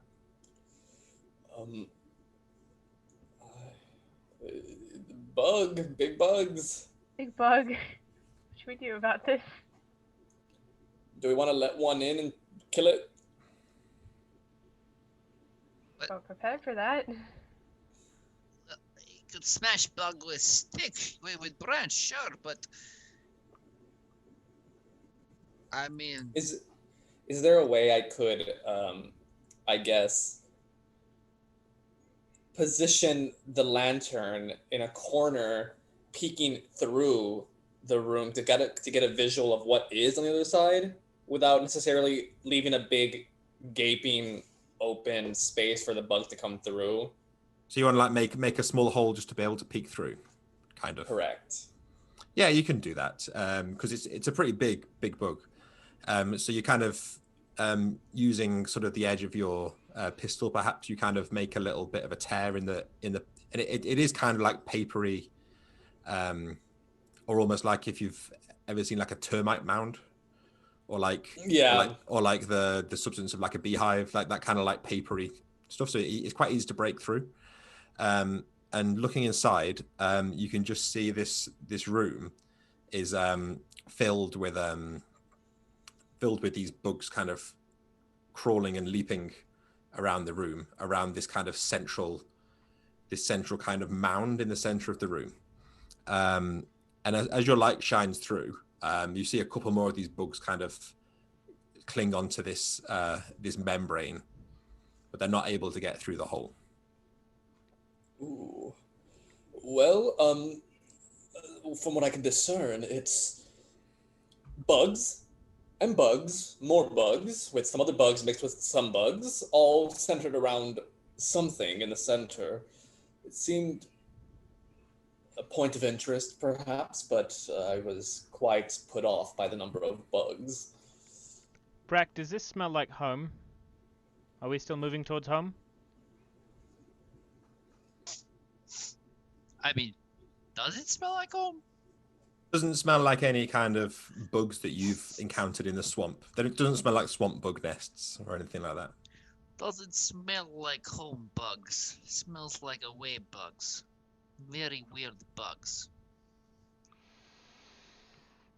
Bugs of Did I not get to home. see what was in the center, or was it like obscured? It looked like a pile of like some kind of weird organic matter in the center of the room. There's something organic matter, something in the center.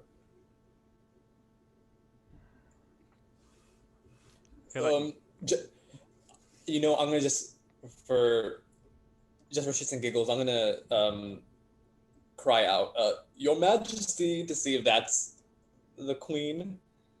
Doesn't seem to have any effect. But while you're shouting, you can roll a d6. 4. 4, you're fine. Oh,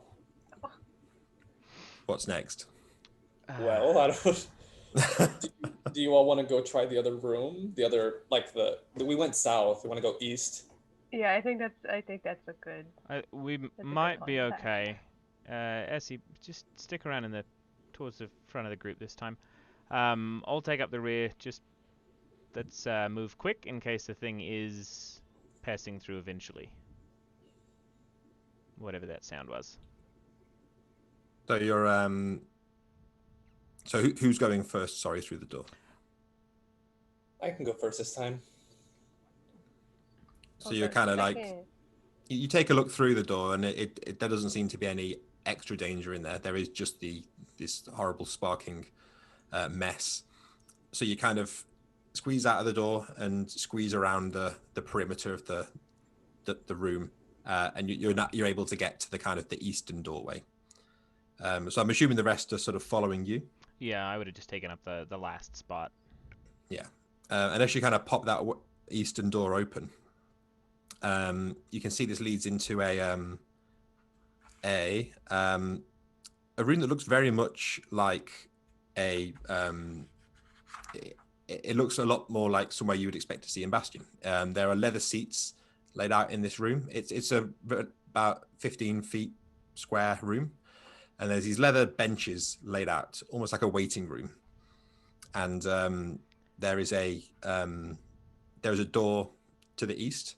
In fact, it's a large double door to the east.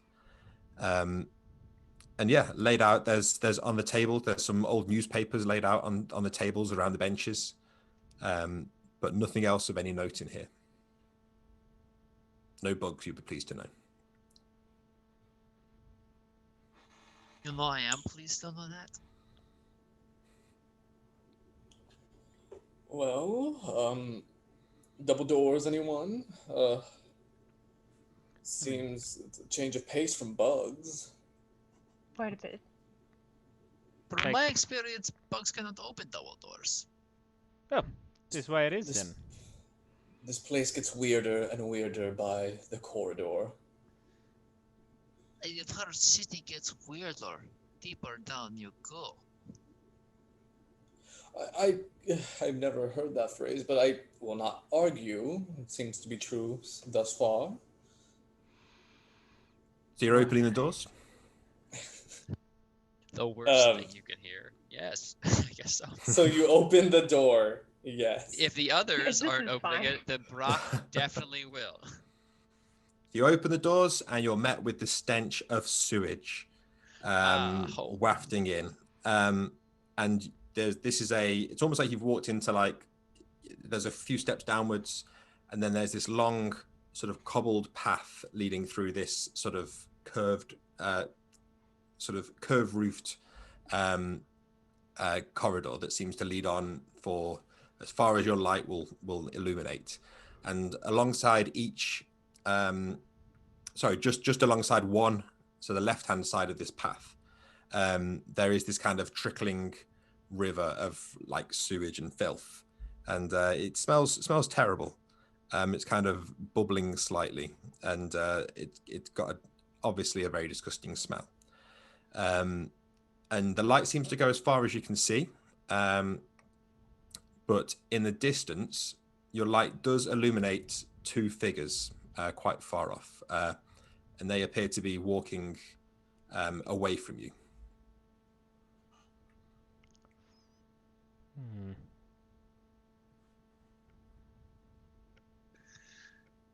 Not sure about these fellas here.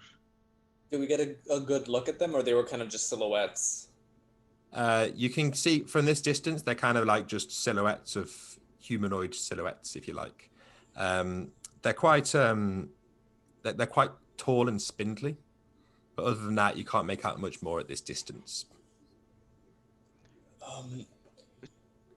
We got company. Pulling out the pistol. I Told you don't you'd know if again. that would be key. I mean, are we in the mood for conflict? We could just shoot him down at a distance. We've got 3 people with guns. But Can we still see them? But they left. yeah, I'm not here to start a fight. I just want to get their lady back and get out of here. But what if they are here for late too? Then we should follow. But I don't think we need to kill them yet. We don't even know the names. Alright, we learn names, then we kill them. I don't think that was a point either, but I admire your spirit. Let's move forward. So you're moving towards them. Like I say, they're moving away from you, but they seem to be going quite slow. So you're able to like make up a bit of pace on them. Are you trying to avoid being heard, or are you just trying to get up to them quickly?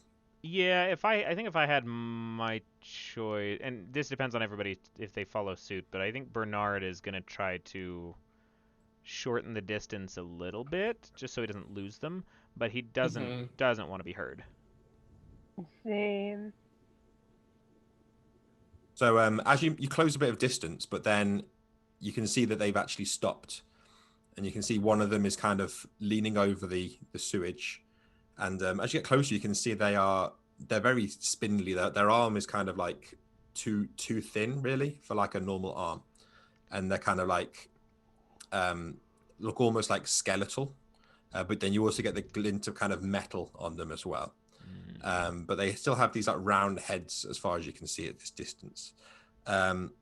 If you're going to try and get that close by sneaking, is Bernard in front, did you say? Bernard wouldn't have been in front, but I don't know. Who's leading? Who's going to be like furthest ahead if you are trying to sneak? I think conversationally it was kind of Bernard and Franny, but well, one of you can make a dexterity save if you're trying to sneak up. Rock, paper, scissors. Nah, you spoke first. You're up. Go for it. Yeah, Fanda can do it. Damn it! Yes.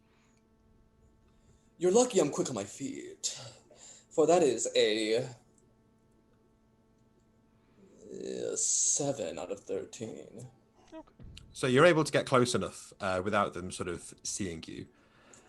And as you get closer, you can see they're as you kind of suspected, they are like humanoid in shape, but they're kind of got these spindly metal, skeletal-like bodies.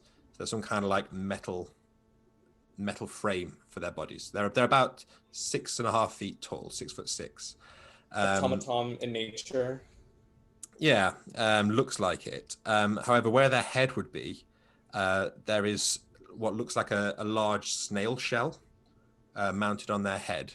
And you can see the body of the snail, if you like, is kind of almost like connected to the metal of the body. One of them is kind of stood upright, watching the other, and the other one is actually looking into the sewage. And you can see they're both carrying these, like, almost like a lash. Like a cat of nine tails almost, but with like wires hanging from them, sort of in place of where one of their hands would be. And you can see one of them is kind of dangling this lash into the water and sort of occasionally letting out a spark of electricity into the sort of sewage and filthy water. And the other one is just kind of watching. So what do you do?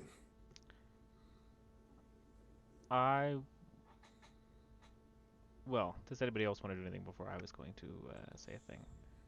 One is using the lash thing to like mess with the put. It's like electric poke in the sewage. Fly fishing, yeah. And the other one's just watching. Do you want to shoot? Yeah, Bernard's on the same page there. He's gonna kind of unmount his musket and gesture at Esther as he pulls back the hammer to it, forming a firing line. Okay. You don't have to shoot, like, by all means. You have the other gun, so he's gonna kind of nod at the additional firepower if you would like. Oh my god, Dev, yes. Sorry. Oh. When you don't have a prop with you. Scissors. So Bernard and Esther are going to line up shots. Sure. What are Brack and Fanda doing? It's either that far, just hold it out, and I guess we'll all shoot for the same one first. I get ready and start trying to get closer with my branch. Yeah. I love it. So you're gonna hang back with the branch for now, then, just to try and get a bit closer. I'm just gonna try and get a bit closer, not initially engaging. Yeah. Okay. So are you actually firing? Yeah. Yeah. Cool. Quickly aside for like how combat works. So obviously you just roll your damage straight away in this system. But if you are both attacking the same target, you both roll together, and we keep the single highest die. So, I'm not going to tell you how to fight, but if you can all focus fire on the same target, but sometimes spreading your fire is also sometimes more of a valid strategy. So it's up to you whether you want to all attack the same one, or whether you want to spread your fire. You two attack the first. I'll attack the second one. It works for me. Okay. So by the first one, do you mean the one that's poking around in the sewage? Sure. Yeah, we'll take a shot at the fly fisherman. Cool. So the two of you that are shooting, roll your damage and let me know what the highest die is. Okay. So I rolled a 6. I rolled a 3. So between you, that's 6 damage, which is exactly enough to get a very solid hit on this thing. So the sort of the sound of the gunfire like echoes through the corridor, this tunnel, and your shot, Esther, kind of like knocks it back. And I'm just going to check something to see what happens.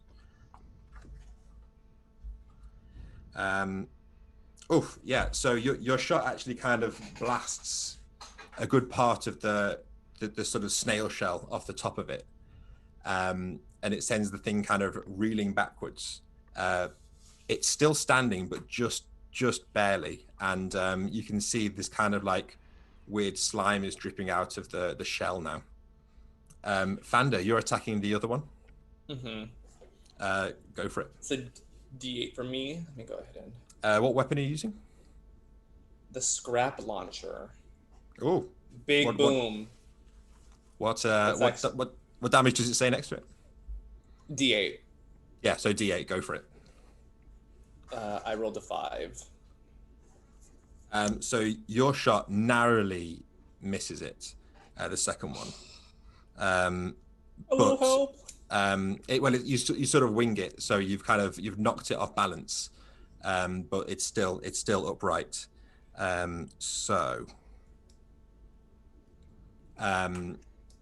They will now turn to face you, and because that was kind of the surprise round, I'm going to ask you all to now roll a dexterity save and let me know who passes and who fails. Okay. 7 for 10. Oof. That's a 17. 12 for 12. 2.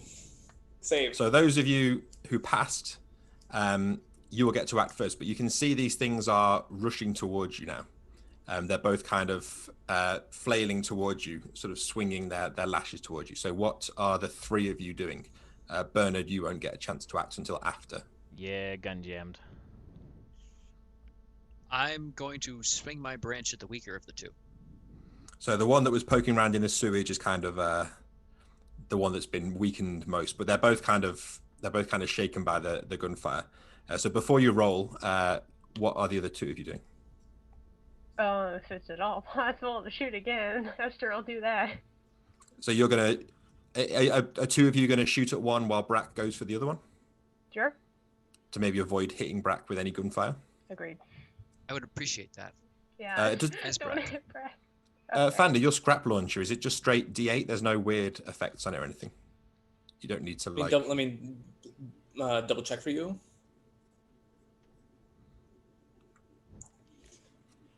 A scrap launcher, D8, blast, bulky.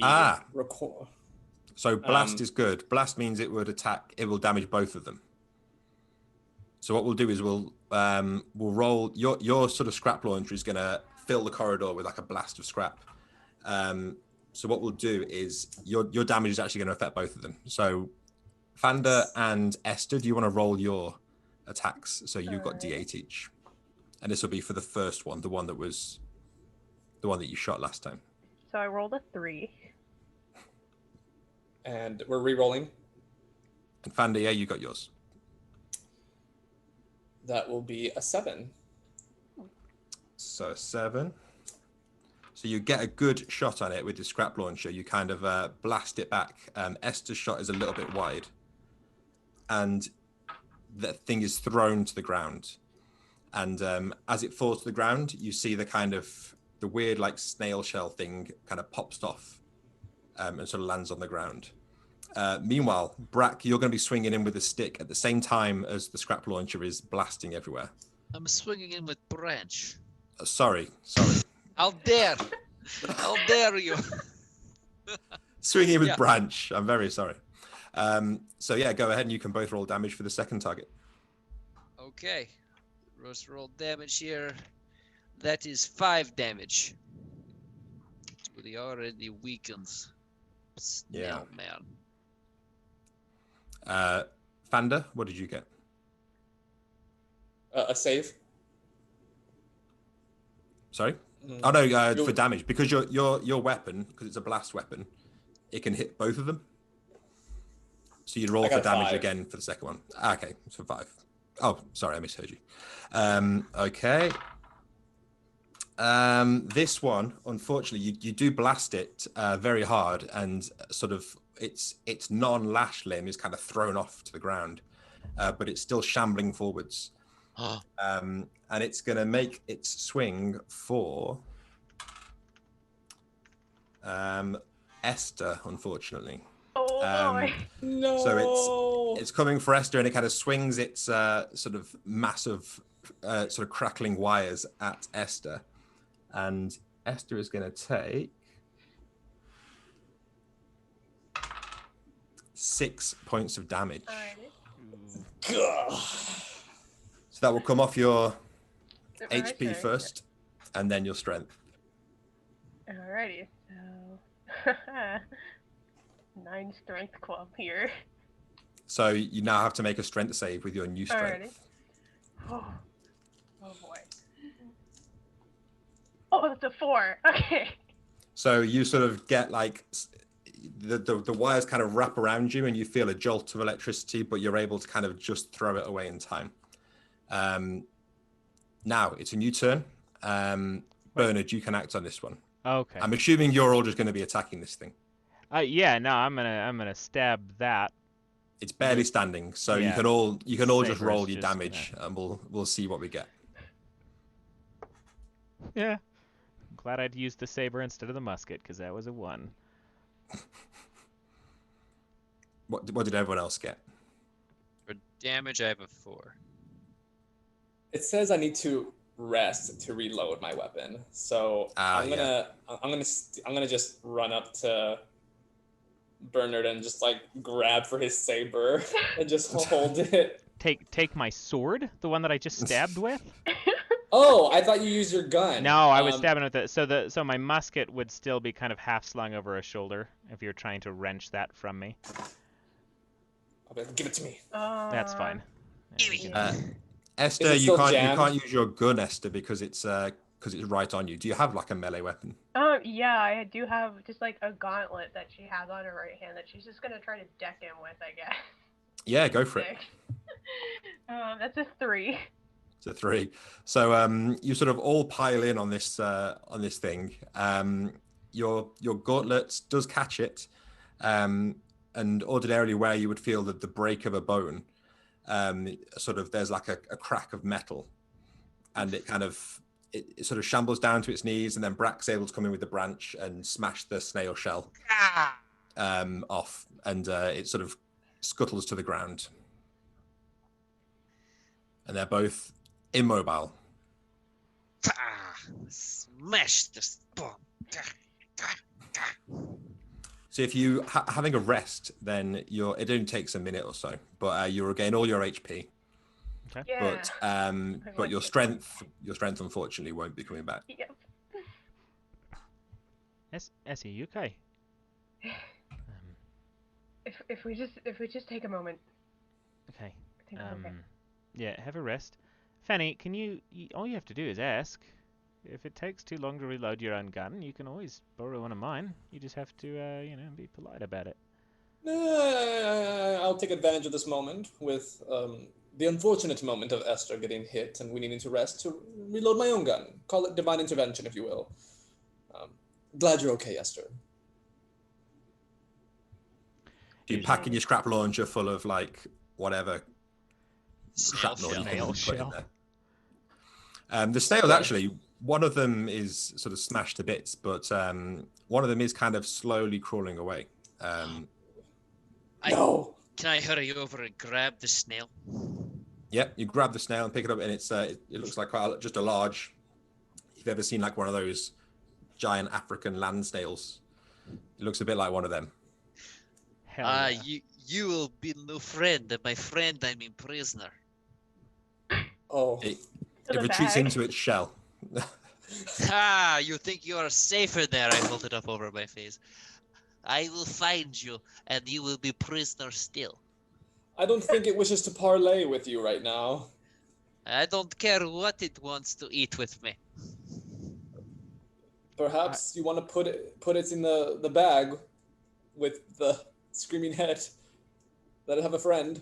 It's a good bag. I don't know if put snail in good bag. Maybe put in bad bag. It's not a good snail. We do have to return it. You're right. You're right, Brack. You're right. I don't want to put in bag with thing. I don't think I care too much about the snail. Can I smash snail? Well, I don't care, just as long as it doesn't get on a big machine and start trying to kill us again. I think I might smash snail. Go for it. Yeah. Enjoy. I mean, if we have the time while we're resting for him to just. I calmly place down the snail. I take out my branch, and I just. Your branch is now covered in snail goo. Just like Mama would have wanted. I don't like your family all too much. You are family! We are extended for reasons.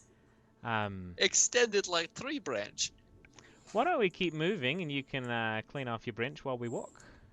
Oh no, you need to seal in the flavor. I don't need more description than that. And like, sabers away, muskets up. He's gonna go to help Esther up and then stop and sigh and just kind of step aside. The question is, who made robot snails? The question is, who would not make robot snails? Escargobots. Oh no. Minus 10 damage. Yeah, that would hurt me. Yeah, so he's, I mean, letting Esther get up and just putting all of his stuff away, cringing at that. Bernard's ready to move forward, at least. Oh. Well, it's just a little thing of water, right? There's no, like, forward in this place? Yeah, it's a tunnel that seems to go on as far as your light sort of shows. Oh, the water is just like just a small piece, but you can. The water is so you're there's like a path straight ahead, and the water it's like a river of sludge running alongside the path. Ooh, well, we'll continue forward. So you continue upstream, if you like, and it's a long tunnel. It takes you a good sort of 3 or 4 minutes before your light starts to see the end of this tunnel. And at the end of this tunnel, you can see a big set of double wooden doors in a kind of pointed arch shape. More wooden doors. Is somebody going to open them or listen in or anything like that? I'll give a little listen. You listen in and let's see.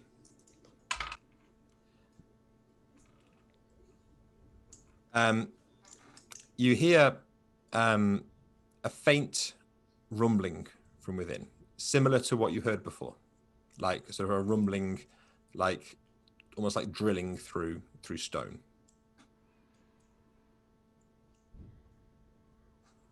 The same sound from before with a crash. Yeah, but it's quite distant though. Actually, I should say it's not like right behind this door. You just kind of hear it in the distance. Okay.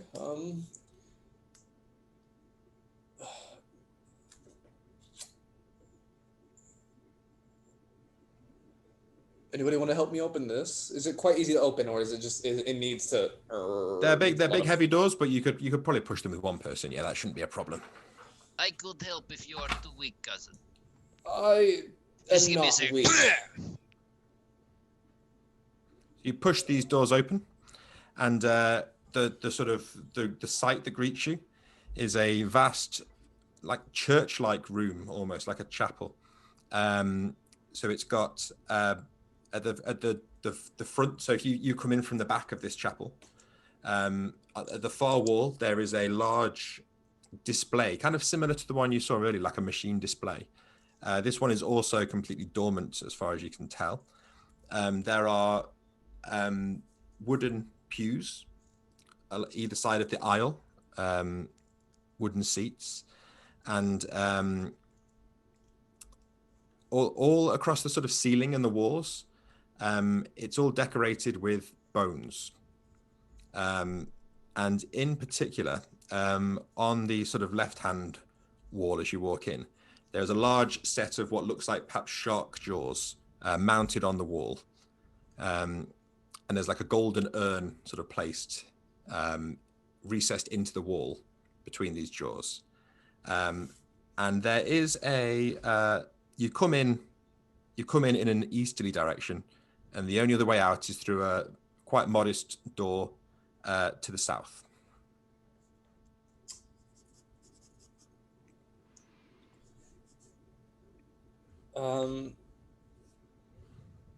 Do you all want me to lasso that urn there? I can lasso the climbing gear rope and try to see if I can get it out of that case of shark jaws. I don't trust it very much if I put my hands in there.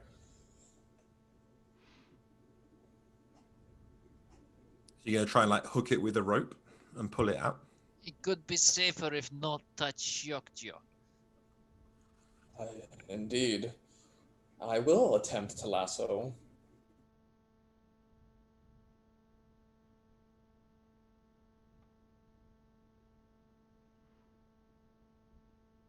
So you're going to just pull the urn out of its mount? It's if I do that,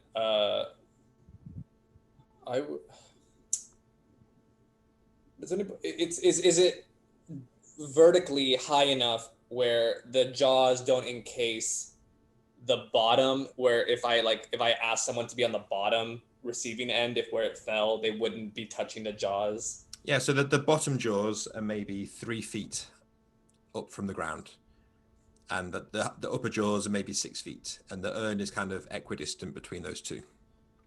Anybody want to grab it as it falls? Yeah, I got it. I'll go be underneath the urn to catch it. So you pull the urn. Bernard tries to catch it with a dexterity save. Oh, I don't like the new dice. They're pretty, but they don't like me. All right, let's see. Jail. Yeah, I know.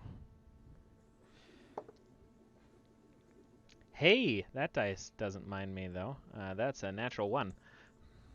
So you catch it with ease, and it's pretty hefty. You suspect it might be like at least partially like gold. So this could be worth quite a good amount. You'd estimate maybe £2,000 to the right buyer.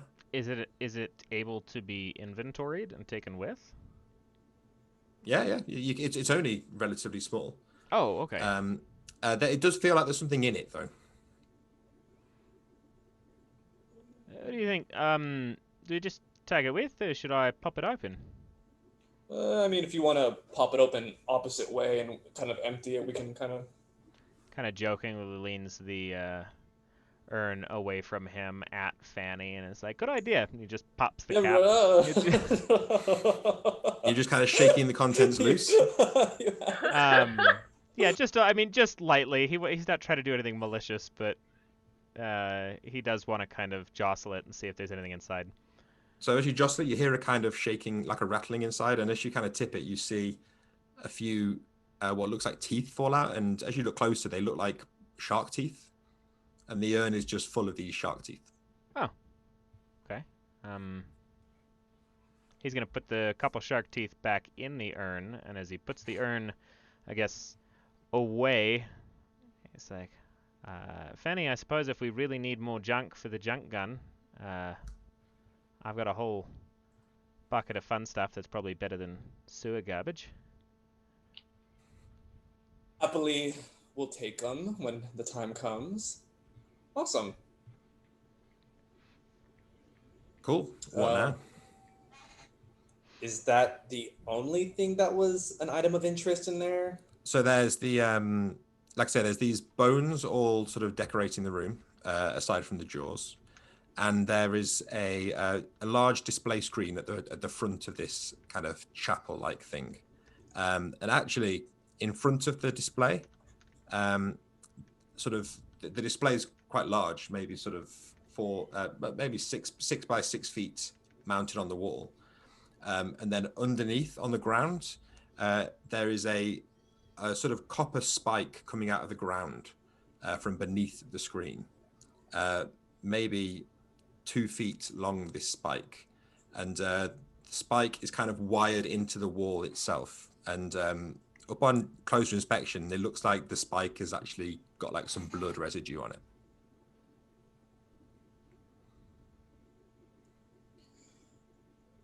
That's a no-no. Indeed. No. And there was a no door. sac- Sorry, there was a door out to the The south door as well. to I the should have south. said. Yes. No. No sacrifices here. Bones are a no-no as well. I think the urn is I can make use fine of enough. it, but Indeed.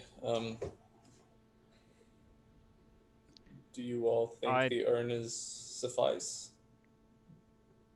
Yeah, I don't. We're not going to make it out of this if we take too many risks. I agree. South it is. Press on. south it is. So I agree. you open the southern door, and you press on into the next room. Esther, can you give me a D6 roll, please? That's a 4. Cool. So it's nice and quiet down this corridor. You'll be pleased to know. And the corridor opens up into a large room. And this room has, so you've headed south. This room has another passageway leading south. And this passageway leading south, you can see it goes down into a stairway further down. And there's also a passageway going off to the east, which is closed off by a door. But the room that you're in is dimly lit with these kind of glowing shells. And there's 2 large glass tanks in this room, sort of each one maybe 10 feet by 6 feet, sort of rectangular. And each of these tanks is filled with water, sort of like an aquarium tank. And yeah, one of them has colorful kind of coral in there. And the other one just has kind of sand laid down underneath the water. And there are various snails, much like the ones that you saw earlier, sort of crawling around on the sand in this tank.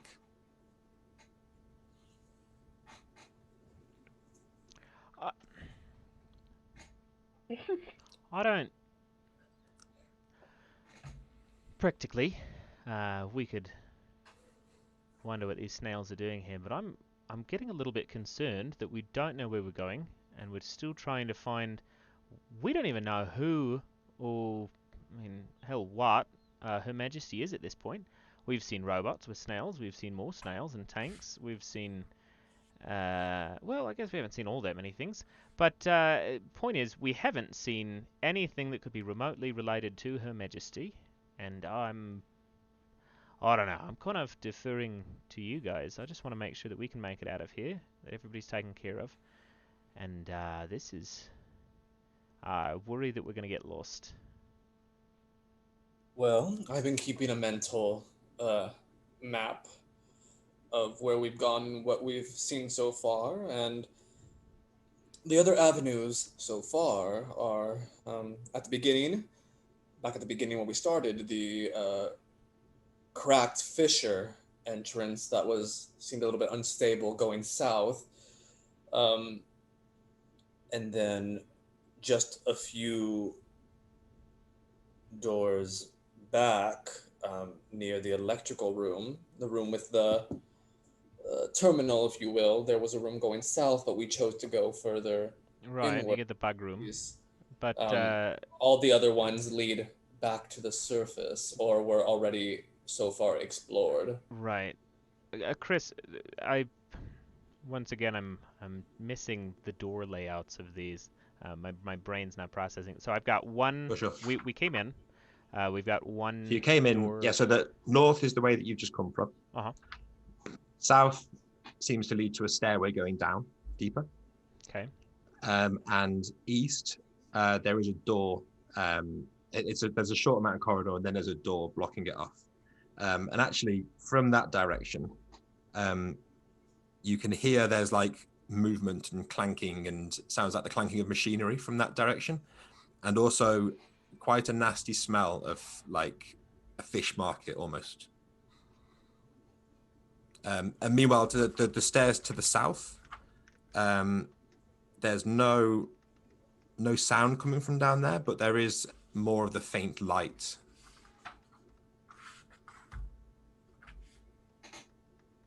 I don't know. I feel like the light's promising because there's something there. But I agree. Couldn't say. We could just keep following the lights. So, You going downwards? Suppose so. Yeah, I think so.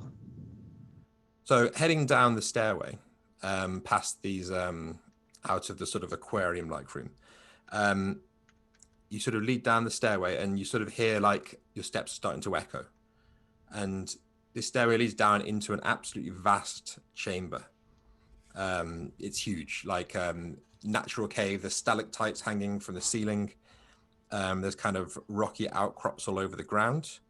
And just as far as your light will reach, you can see there is a pool of sort of quite clear, sparkling water. And in the center of this pool, so this pool is maybe 15 feet across. And in the center, there is a rocky protrusion, almost like sticking out of the water. And on top of this circular sort of island of rock, you can see what looks like a sort of either like a pink snake-like creature, perhaps, sort of like the size of an anaconda, but sort of a soft pink. And you can hear a very faint voice coming from over there, just sort of a murmuring voice.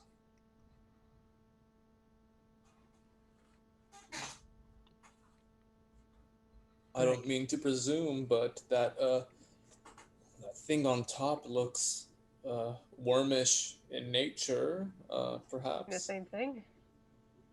Could be. I mean, yeah, it does indeed. Breck, you've ever seen one of those before? Cannot say I have. Does not look like gator or croc or platypus Yes. or hoodlum. Okay. Can we make out anything that the I don't know if I know that it's a worm that's doing the speaking or if it's just something in the vicinity, but can we make out what it is saying? If you got a bit closer, you could. Are you going to get a bit closer to the water? Yeah, I'm going to kind of edge a little bit closer to the space. So you get closer, you can just about make out the voice. It sounds sort of like almost like an elderly woman's voice, and you can just hear, "Oh, this is most disrespectful behavior. This is not the manner in which I like to be captain." And you can just hear like complaining. Yes, queen. Fanny, It seems as if we found her. And yeah, so she's like an anaconda-sized pink worm with two. You can just about make out a bit more detail now. She's got like two tiny little arms just below her head, and like a sort of bony crest, almost like a crown-like crest across the back of her head. And she's kind of coiled up on this rock in the center of this pond, really. Your Majesty. Calling She sort out. of you see her kind of lift her head up and look over to you, and she's just listening. We were. It's customary to bow before a queen. Oh yes, bow, everyone. Yeah, no, I'll bow. With a flourish. So she kind of like she kind of pulls herself up and says, "What exactly are you waiting for?" Your Highness, we were employed by. The customary title is Your Majesty. My apologies, Your Majesty. We were employed by your court to come and retrieve This is a very you. respectful way to speak to a queen. Don't be rude, cousin. How would you Your Majesty, if I may, how would you prefer to be addressed and spoken to? We only mean respect. We want to help you out of your current predicament.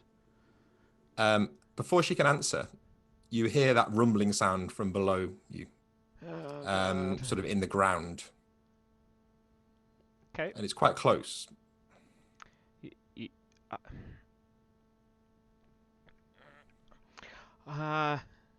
We do not have time, Majesty. There are those who seek harm, maybe.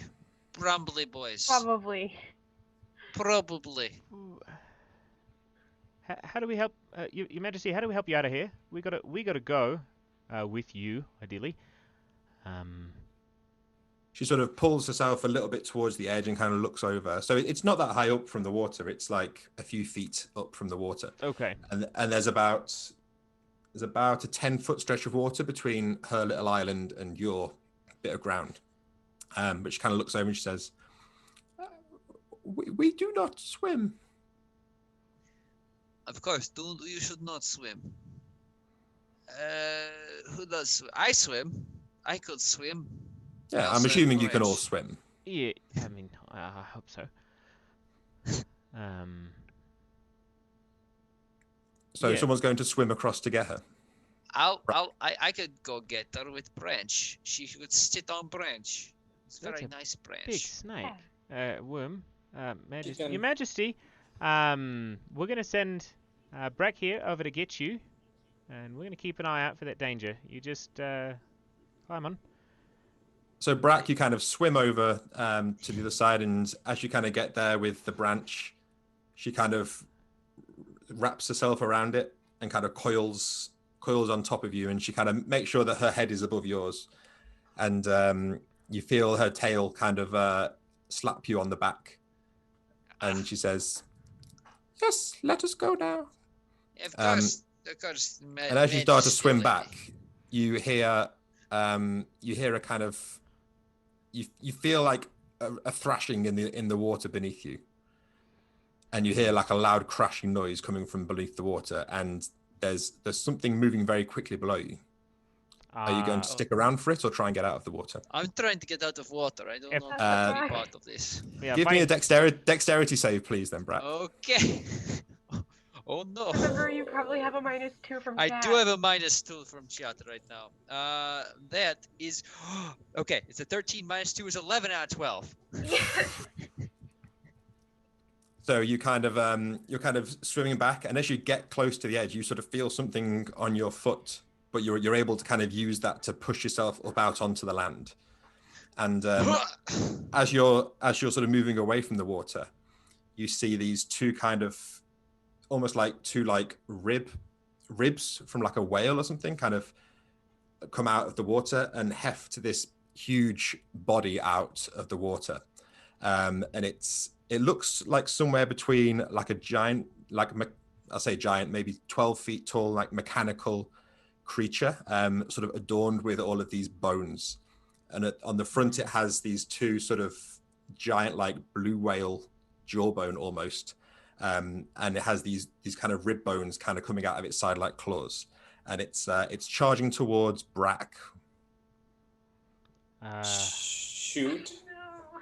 Yeah, if Fander is shooting, and I see him pulling up the gun, Bernard, if possible, would like to get Brack out of the way, or assist with the evacuation of that space if he can kind of speed things along, or maybe help carry the weight of the worm. So you're gonna help Brack kind of run away with the Worm Queen. Yeah, I just maybe get some distance on the thing. I don't know if we're gonna outrun it, but just I'm aiming for if it's kind of like a fish out of water where it's kind of like trying to like do that thing with Yeah. its fin claws. I want to aim specifically the center of that blast radius will be aimed at, I guess, where the appendage meets. Yeah, you're trying to get its claw. Yeah. What's Esther doing? If she can shoot with that musket, she's gonna do it. Cool. So the Brack and Bernard are kind of sort of starting to make their escape while you two are going to shoot. So Esther and Fander, you can roll damage. We have redeemed a impaired next Oh, my turn goodness. Oh by yeah, so a. the creature is considered impaired for the next for its Oh, next action. okay. Cool. Nice. Ooh, Let me go that ahead is and. an 8. Oof. That is also an 8. So you blast it with your guns and Double damage. this thing is pretty tough. So you hit it about as well as you could expect to do, but even then it's still coming towards you. But you've definitely sort of clipped its wing almost. So like one of the rib bones that it's sort of using as claws sort of actually kind of falls loose, and now it's kind of pulling itself with one. So it's just barely able to kind of swing this claw at you. This claw, which would have been extremely dangerous were it not for this intervention. So it's going to slash at. It's actually kind of an. In fact, no. Let me see who it's going to get. It is Esther, I'm afraid. Again. You're getting unlucky with these rolls. 2 damage to Esther. Okay, so that's only 1 off of my strength this time. Oh boy. We should go. I'm at 8. It's fine. But Esther now has to make a save, Yep, strength save. I do. Oh, okay. That is a 2. Oh, so you are slashed with this claw, but you're able to stay on your feet. I'm just waiting. I'm waiting for a natural 20. It's gonna happen. So what's the plan now? Are you going to stay and fight this giant mechanical monster? Or are you going to make a break for it? No. It can't outrun us. You're going to flee back to the surface as best you can. I have worm on stick. I have majesty on branch. I mean, Let's go. Well, I'll tell you what. As in the interest of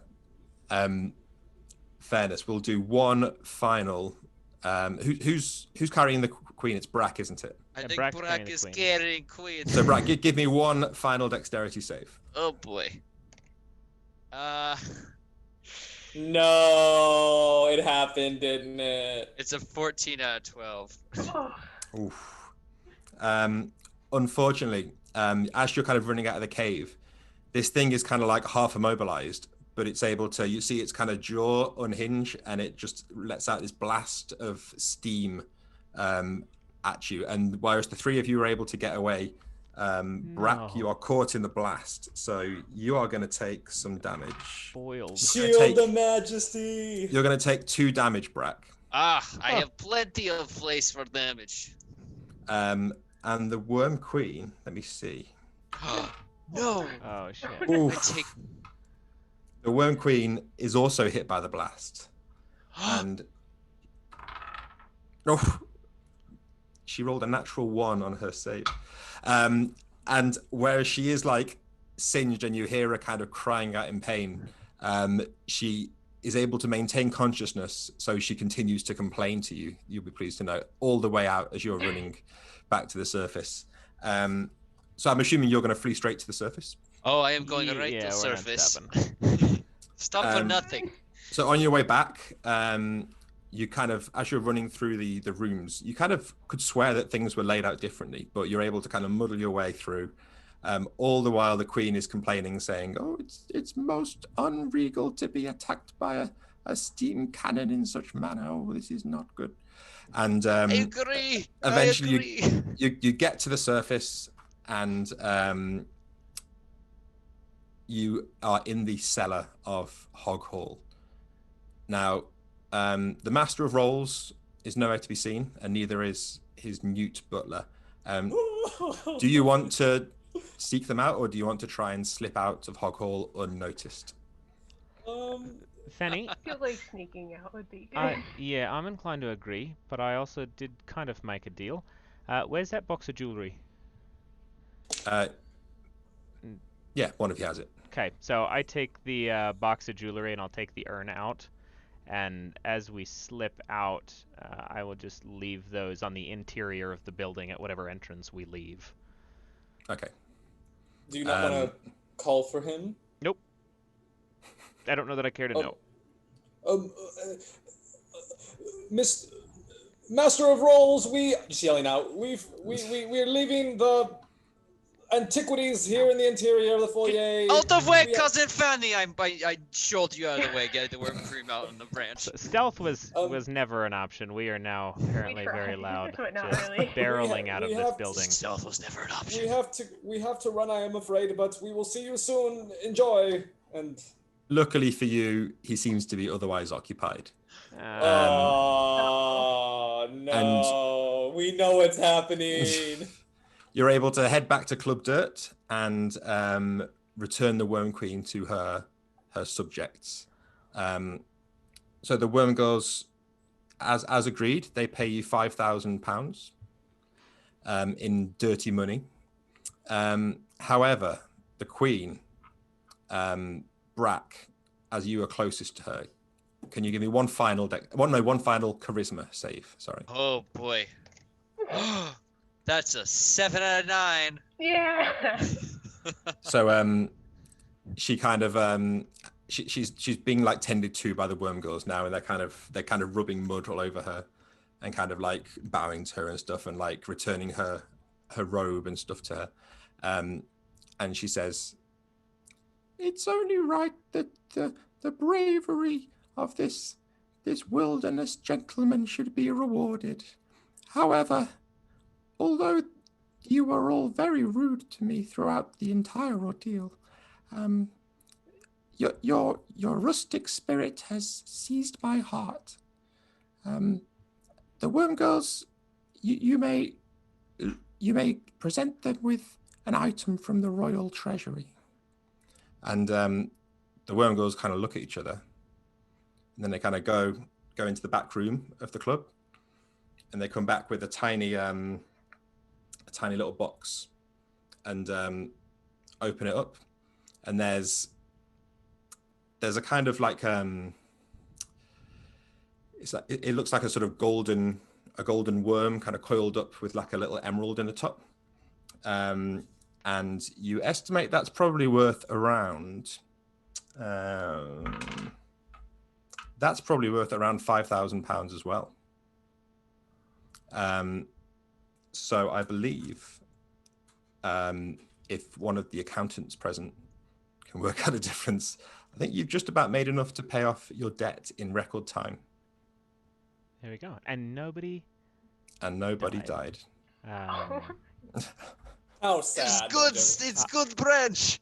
Nice. As a final thing, while they're bringing that out and things, Bernard will take out the one necklace that he stole from the box, and kind of he'll smile and nod and feel weird that he can't like hand it off hand in hand in person, but kind of give a half toss of the necklace to Esther.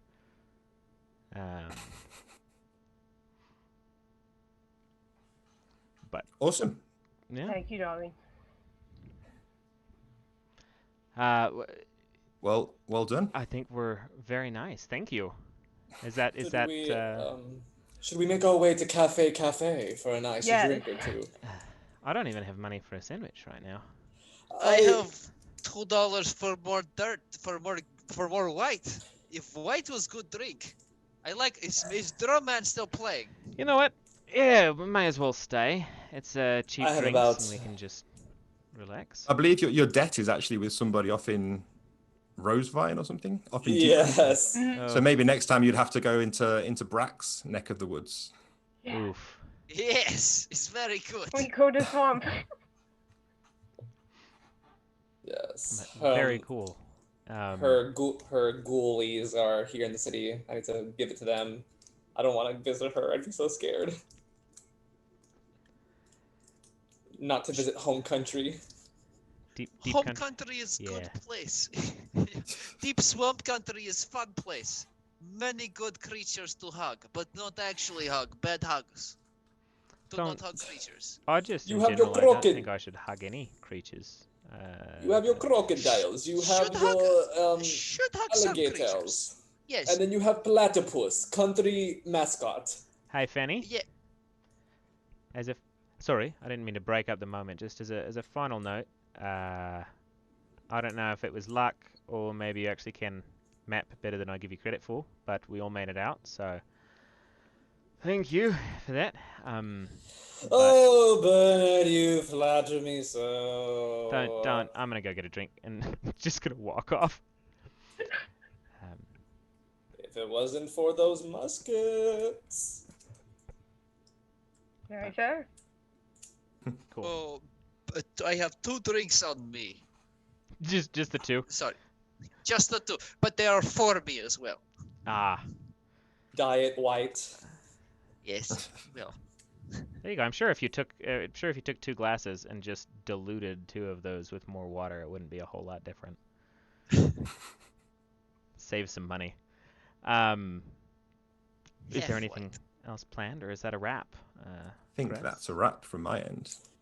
Very Oh my cool. god. Thank you so much. No, thank you. That was cool. Yeah, I had a blast. Yeah, that is surreal as hell. To put I'm always worried about these things because I get like about an hour or 2 in, and I'm like, we've not really had combat yet. Or yeah, well, nothing's making any sense. I feel like all one-shots too, they're great, and I love running one-shots, but I always realize halfway through a one-shot that one-shots always run longer than I want them to. Yeah. Like you cannot appropriately pace a one-shot because you can't cut it off and save it till next time, so they just end up running a little long. So I feel bad if I. It totally depends on like RP and people like, okay, we're just here to go this, we're doing that, we're not here to stay around, let's just move. It's true, and I love the world so much, like I want to time. sit and play in it, but also I know that it is like 3+ in the morning for you. So, Wow. Oh my god. I can see all the 20/20 vision. Felt like a fever dream. It was a fever Look dream. with your special eyes. Yeah, Brack, I do think you actually have to answer the rest, like the chat, because you were switching your iBand, yeah? I don't know what you're talking about. I've always had the hump on this side. Deny. Who probably knows? Purple Phil, who's taking all of these amazing clips, probably. So. Perfect. We'll go back and scrub the footage and figure out at what point exactly the Good luck. iPad. I'll have you This know I may timestamp. have flipped my camera. That's the secret. No, you didn't. It was like on a little bit after halfway for like a brief moment up until we caught it when he was getting the worm queen. I was like, oh, it's switched. Well, Anyway. I think Thank you let's for- go around and do outros real fast, and then we can wrap any final questions and let everybody kind of disperse for the evening. But yeah, so thank you so much for everything. This was a hell of a time. Thank you. I do also briefly want to just shout out this beautiful overlay was drawn and created by Alex Sorensen, who did the art for the book. We got in contact for him and had him make the whole thing just in time for this. So I don't know if you're watching it, but if you are, and if you're not, and there's just people listening, go check out his work and commission something because it's incredible. But yeah, so my name is Carlman Turner, JK Madigan, whatever you want to use. Instagram and Twitter is what I primarily use. I go at Carlman Turner. I stream for TPK Roleplay, almost exclusively DM. This has been a dream to be able to even play games because I never get to play games. I just get to run games. I have another game actually coming up on the 23rd with a number of these fine folk here, which is a bastardization of the Electric Bastionland rule set in a sleepy Halloween-esque city in the 80s. So very much grounded to life, but using these rules because they strangely work really well for horror. But yeah, so that is me. Thanks for hanging out, guys. Glad Chuck's not here. Aw, shut it. Hey guys, I'm Dev Develops. Thank you so much for sticking with us. To Chris, from Dirty Pubs to potentially Murderous Muppets to Robo Snails, thank you for this fever dream of an experience. Definitely not something from your average TTRPG. I look forward to playing this system more often. And yeah, that's it for me.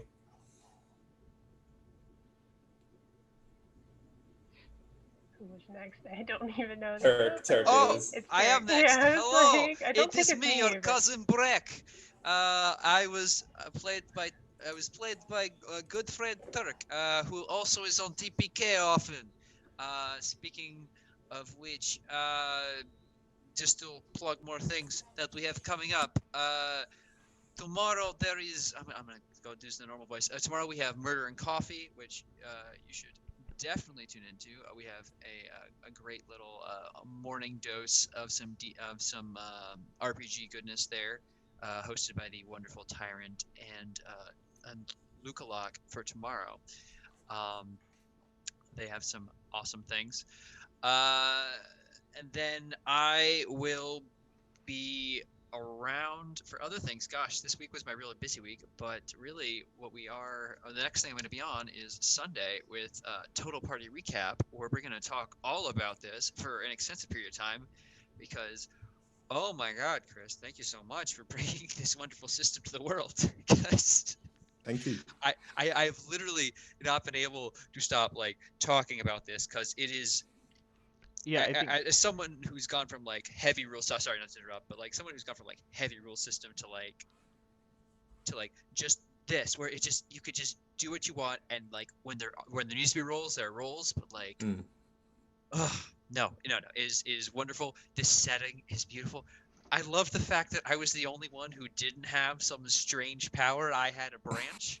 But you did the best, okay? You went for it. Brock was a good guy. Yeah. He just was not a super special fun guy. No, but he was super. No. But no disrespect for the Wilderness Recluse. That was an amazingly fun class, a failed career to play. And I heartily encourage everyone in chat to go check out Electric Bastionlands. Get this, get a PDF, get the full book. Damn it, it's a beautiful, beautiful art, beautiful book to read through. Oh my god. But yeah, check me out next time on Total Party Recap, and a bunch of stuff in the future. Oh, the 21st, this next Saturday, we have the Bard's Refrain coming up. Instead of TPR, we have TBR, which will be hosted by the absolutely excellent DM Osiris Franco, where I'll be bringing back Bootstrap, and there will be musical reference challenges galore. So I encourage you all to keep it locked to TPK for a lot of excellent stuff. Join our Discord, join all of our social medias, and thank you all so much, and have a wonderful night. All right, that brings it to me then. Hey everybody, you know who it is. It is I, Sir Heckalot. You can find me at the same handle on Twitter and on Insta and on the Discord, so hit me up, I guess. You can find me this Sunday on Total Party Recap, but also next week, the premiere of Queen's Gambit, the Tyranny of Dragons campaign, will be happening on the 19th, so get hyped for that. Lots of premieres next week, so just, yeah, definitely keep an eye out. But yeah, this was an amazing experience. I cannot believe I was able to be part of it, but oh my goodness, thank you all so much. Thank you, Chris. Thank you, rest of the cast. Thank you, chat. There have been so many new people, and you've all been lovely.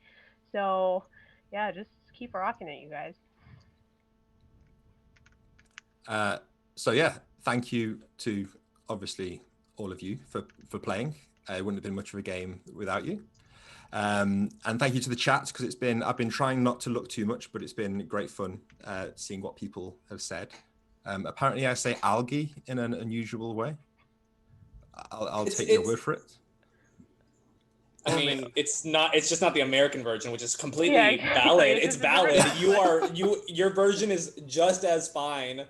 No, I would rather it be unusual and special. It's like fungi versus fungi. That's it. So my name is Chris McDowall. I wrote Electric Bastionland. You can find out everything about that at bastionland.com. If you think of a platform and put Bastionland in it, you'll probably find me. So you can find me on Twitter. I do Twitch streams that are much more solitary affairs, usually on Tuesdays. And you can find me on YouTube at Bastionland. And yeah, everything is listed at bastionland.com. There's a podcast, but yeah, just don't read the stuff, just go and buy the book, basically. And we just had a restock of print copies, so there's plenty of print copies now. Nice. One day I'll have to have you back when you have a better or a more full grasp of Grimlight. We'll have to figure out how to make that happen because I want to. I want to understand Grimlight. Yeah, no, just seconding everything that Turk had said. We've played this game maybe twice, I think, two total times, if that, on TPK Roleplay, and the Discord. We've probably talked about it like 20 different conversations.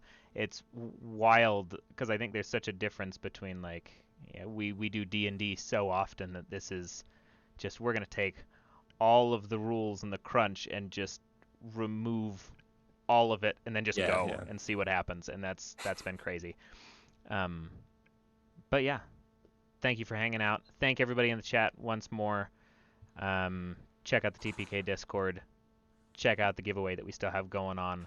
I'm sure I'm missing other stuff, so tpkroleplay.com, all kinds of calendar goodies, and just come hang out, stay in touch, and we will see you all next time.